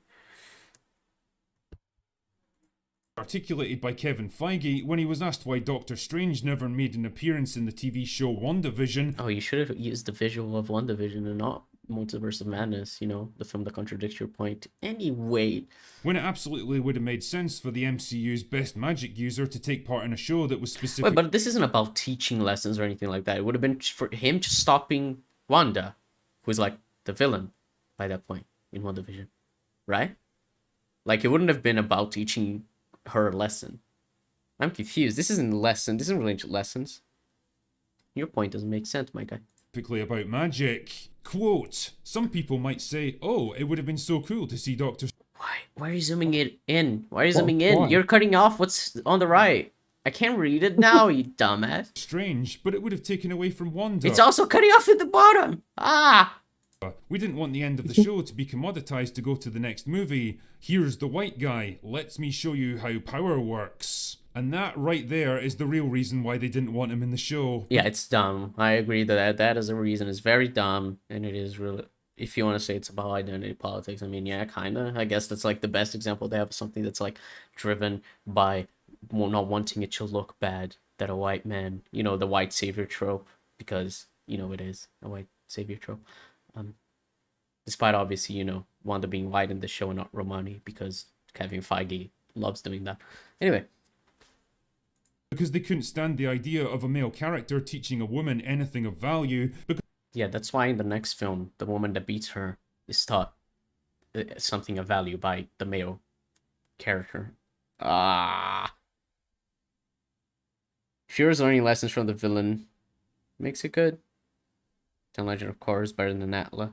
I mean, the point isn't learning lessons from the villain, it's learning lessons from a male character, is what he's saying. Because it would violate the rules of modern writing, which have apparently decided that men are dumb, they don't know anything of value, and they have nothing to teach anyone. And trust me, once you realise that's the thinking behind so much of modern movie making, well, you're never going to be able to unsee it. Now, the thing is, I mean, sure, I would rather you point out actual, like, examples. More than one per point would be ideal as well. Because you're just saying shit. It's so hard to counter stuff where it's like, oh, this is a pattern, yeah, and he's just repeating himself for 14 minutes. Sure is a pattern, Drinker. I'm not saying for 1 second that every male character now has to be some domineering, super confident alpha male who eats raw meat and destroys everyone around him just by looking at them. That kind of crushing conformity would be just as tedious and artistically limiting as the strong female character trope that Emily Blunt recently spoke out about. And don't worry, I'm going to address that one in due course. Believe that. But what I am... Yeah, Emily Blunt said when she's gonna play a character and they say, oh, she's a strong female character, and she's offered a role, she's like, no thanks. Which, yeah, when it's... when the character is described like that, it's usually that the writing doesn't know how to write women. And so it's just like, oh, she's strong. And that's it. Kind of like Captain Marvel, who's a plank of wood. She's barely got any character. If it weren't for Brie Larson, her character would be like the most basic ass character I've ever seen. At least Brie Larson has some personality when playing her. She's just strong, and that's like the entire thing. Which, yeah, I get it. It's a bad trope. The same way that emotionless men is also a bad trope. But whatever. I'm saying is that it would be nice to see a bit of balance and variety for a change, instead of Hollywood. Maybe watch more things, or pay attention to the things you are watching. Because even the things you did cite contradict your point, you dumbass. We're trying to push the unhealthy message that masculinity in all its forms is toxic, broken, and needs to change. How about showing us a range of positive male characters? Have you seen RRR, the film that every single person in the world loves? Actually, he has seen it. Oh, isn't that interesting? Well, there are still a lot of very masculine characters. It's just that there are also non-masculine characters, and also these characters who are masculine but are also viewed as very much on the positive side. They usually don't have the traits associated with the toxic masculinity, which is the issue of being so emotionless to a point where it hinders you. And when they are, that's viewed as a bad thing, because it is a bad thing to repress your emotions, believe it or not. How about acknowledging that men actually have something to offer the world, that the drive... You're showing Iron Man. Yes, that Marvel does know. Whatever. The focus, the protectiveness, the assertiveness. Django Unchained. I guess they came out like 11 years ago, so sure. I guess that counts as the older films. And the competitiveness that comes so naturally to them can be a force for good instead of some... You show Transformers. That's a good example of how to portray men. Transformers. So true, dude. You know what's funny is that, well, the thing with Transformers is that a character like Optimus Prime, like, how he was originally portrayed as a genuinely brilliant role model, as in, like, he's very, like, everything he wants in a role model. And the beta films turned him into a murderous psychopath. It's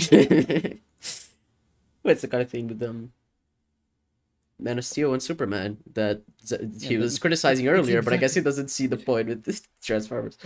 It's the exact same situation, honestly. Yeah. Well, to be fair, I think Drinker did not prove check. Yeah, he just didn't check the visual he was putting. He was like, oh, it's just manly films. That's all I need. Just put the visual. He doesn't care what it is. Sure, it was the height of film, yeah. destructive impulse that needs to be curbed and corrected. Trust me, it won't kill you to acknowledge that men, just like women, can be pretty damn awesome at times. And who knows, your audience might just thank you for it too. Anyway, that's gonna do it for part 1. Man, you said nothing for 14 minutes. I'm impressed. Wow. I've not gained anything of value from this. He said things, most of his examples were incorrect. Then he just said more things as if they were inherently true without proving them, and that's kind of it. He does just want more testosterone. He just wants fucking films that are like men who don't have feelings, and then the women have the feelings, and that's it. Part 1, I dread what part 2 will be. I doubt we'll ever cover part 2, though. This was so boring and empty that I think there's just not much value in covering a part 2 whenever that comes out. I'm gonna come back and address the remaining tropes in my next video, so stay tuned for that. So anyway, that's all I've got for today.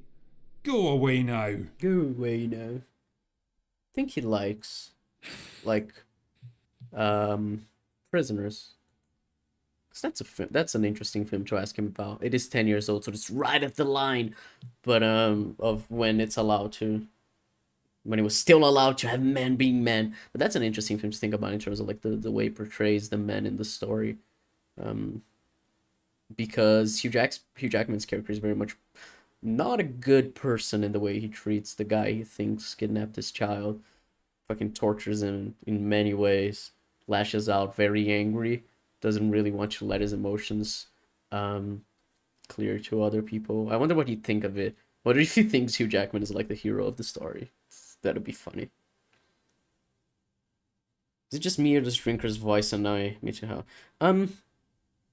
It's kind of cringe because you know he's putting it on, obviously. It kind of seems like he's just trying to be quirky, funny type thing, you know? But anyway, Jab, what did you think of this video?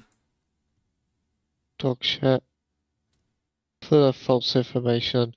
Full of dog whistling and propaganda in the usual drinker video. Pretty much, man. It was just like men aren't allowed to have feelings anymore. Yeah. Well, no, it's just the opposite. Men are allowed to have feelings now, and they shouldn't, because that's not being a man anymore. Men are just huge testosterone monsters. Oh yeah.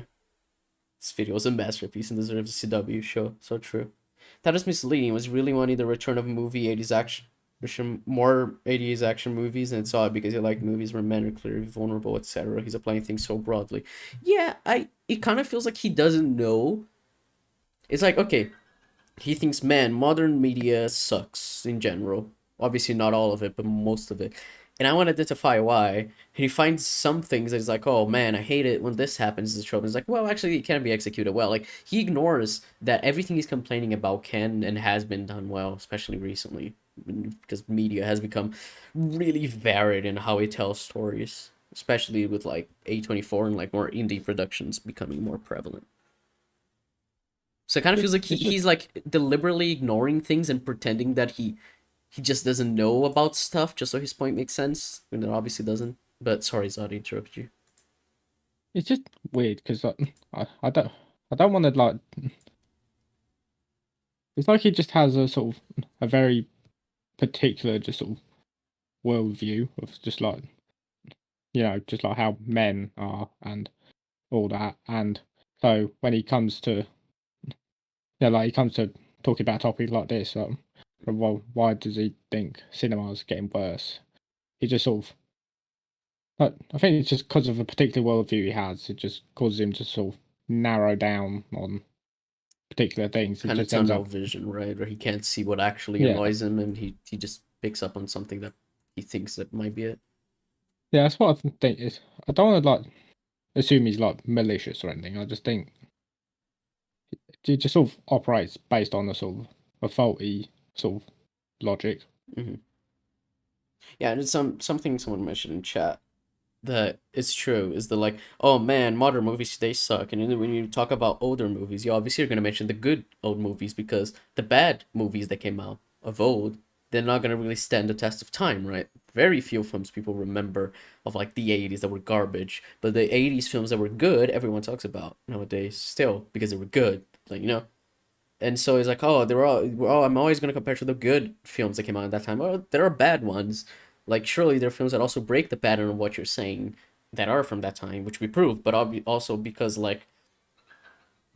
they break that pattern, can you actually identify that as a pattern, like to make the comparison? Because otherwise, your comparison doesn't make sense. It needs to be an actual pattern that you can identify, and it's especially annoying because he says it as if like he knows the intentions of the people behind making these modern films. Be like, oh, they want to do this to destroy the old male heroes because they hate men. And it's like, maybe the writer's just shit. I just think Ryan Johnson is shit, and he doesn't understand Luke Skywalker as a character. He doesn't understand that what he did is extremely out of character, because he says, as far as I know, it is in character. He has said that.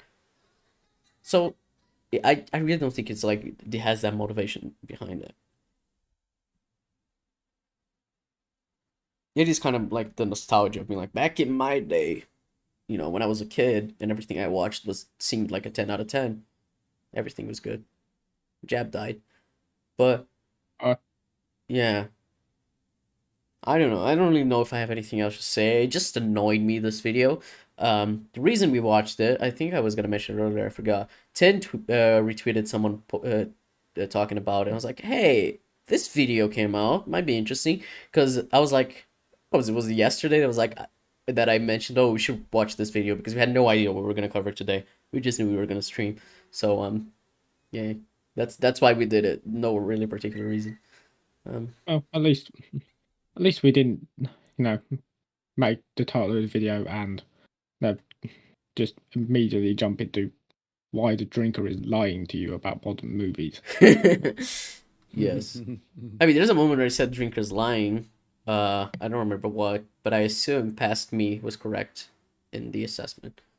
Because I trust myself. But yeah.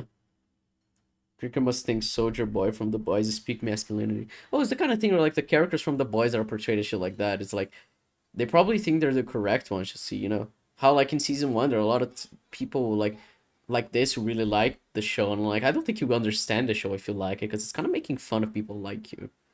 It seems really weird.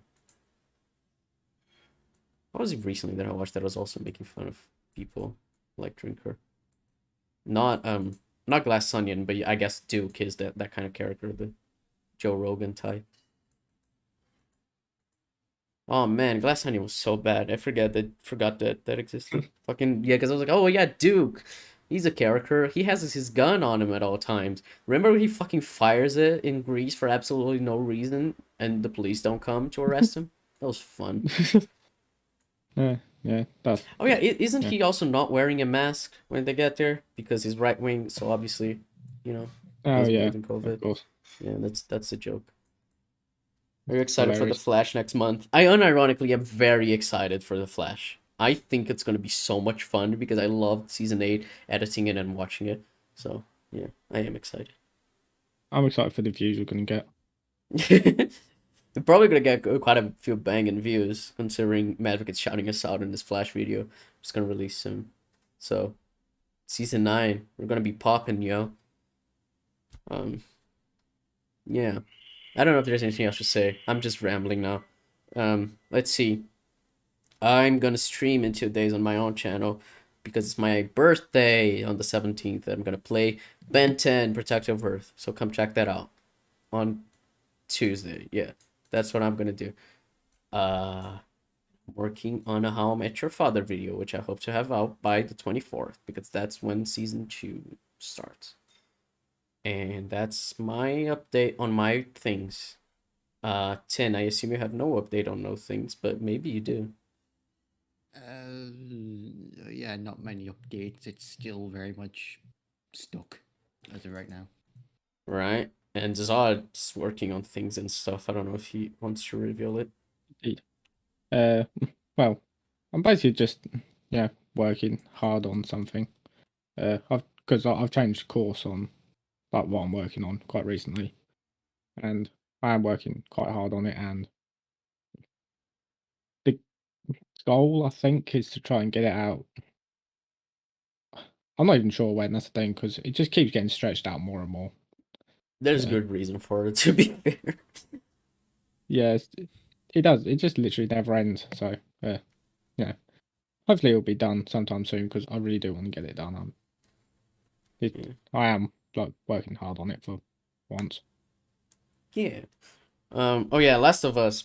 We will cover it when it's all out on ECUM, but I'm gonna talk about episode 1 Saturday, which means the 21st, on Shandy's podcast, Donna House, with Column, aka Adatron. So yeah, if you want to hear me talk about that, yeah. But if you don't, if you want to wait for the end of the show to hear us talk about it on ECUM, then you can too. It's fine. You know, not everybody needs to enjoy watching Shandy's content. It's fine. I won't feel mad. But yeah, I think Last of Us is gonna be bad.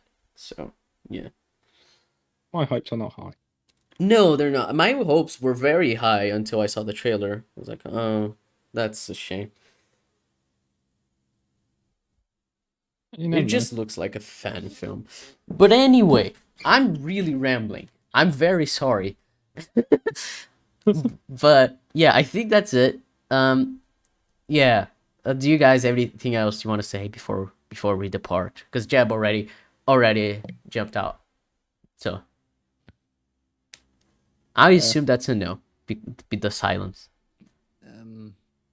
Boobs. Boobs. True. Zod, do you have anything you want to say to chat so they remember for all eternity? No.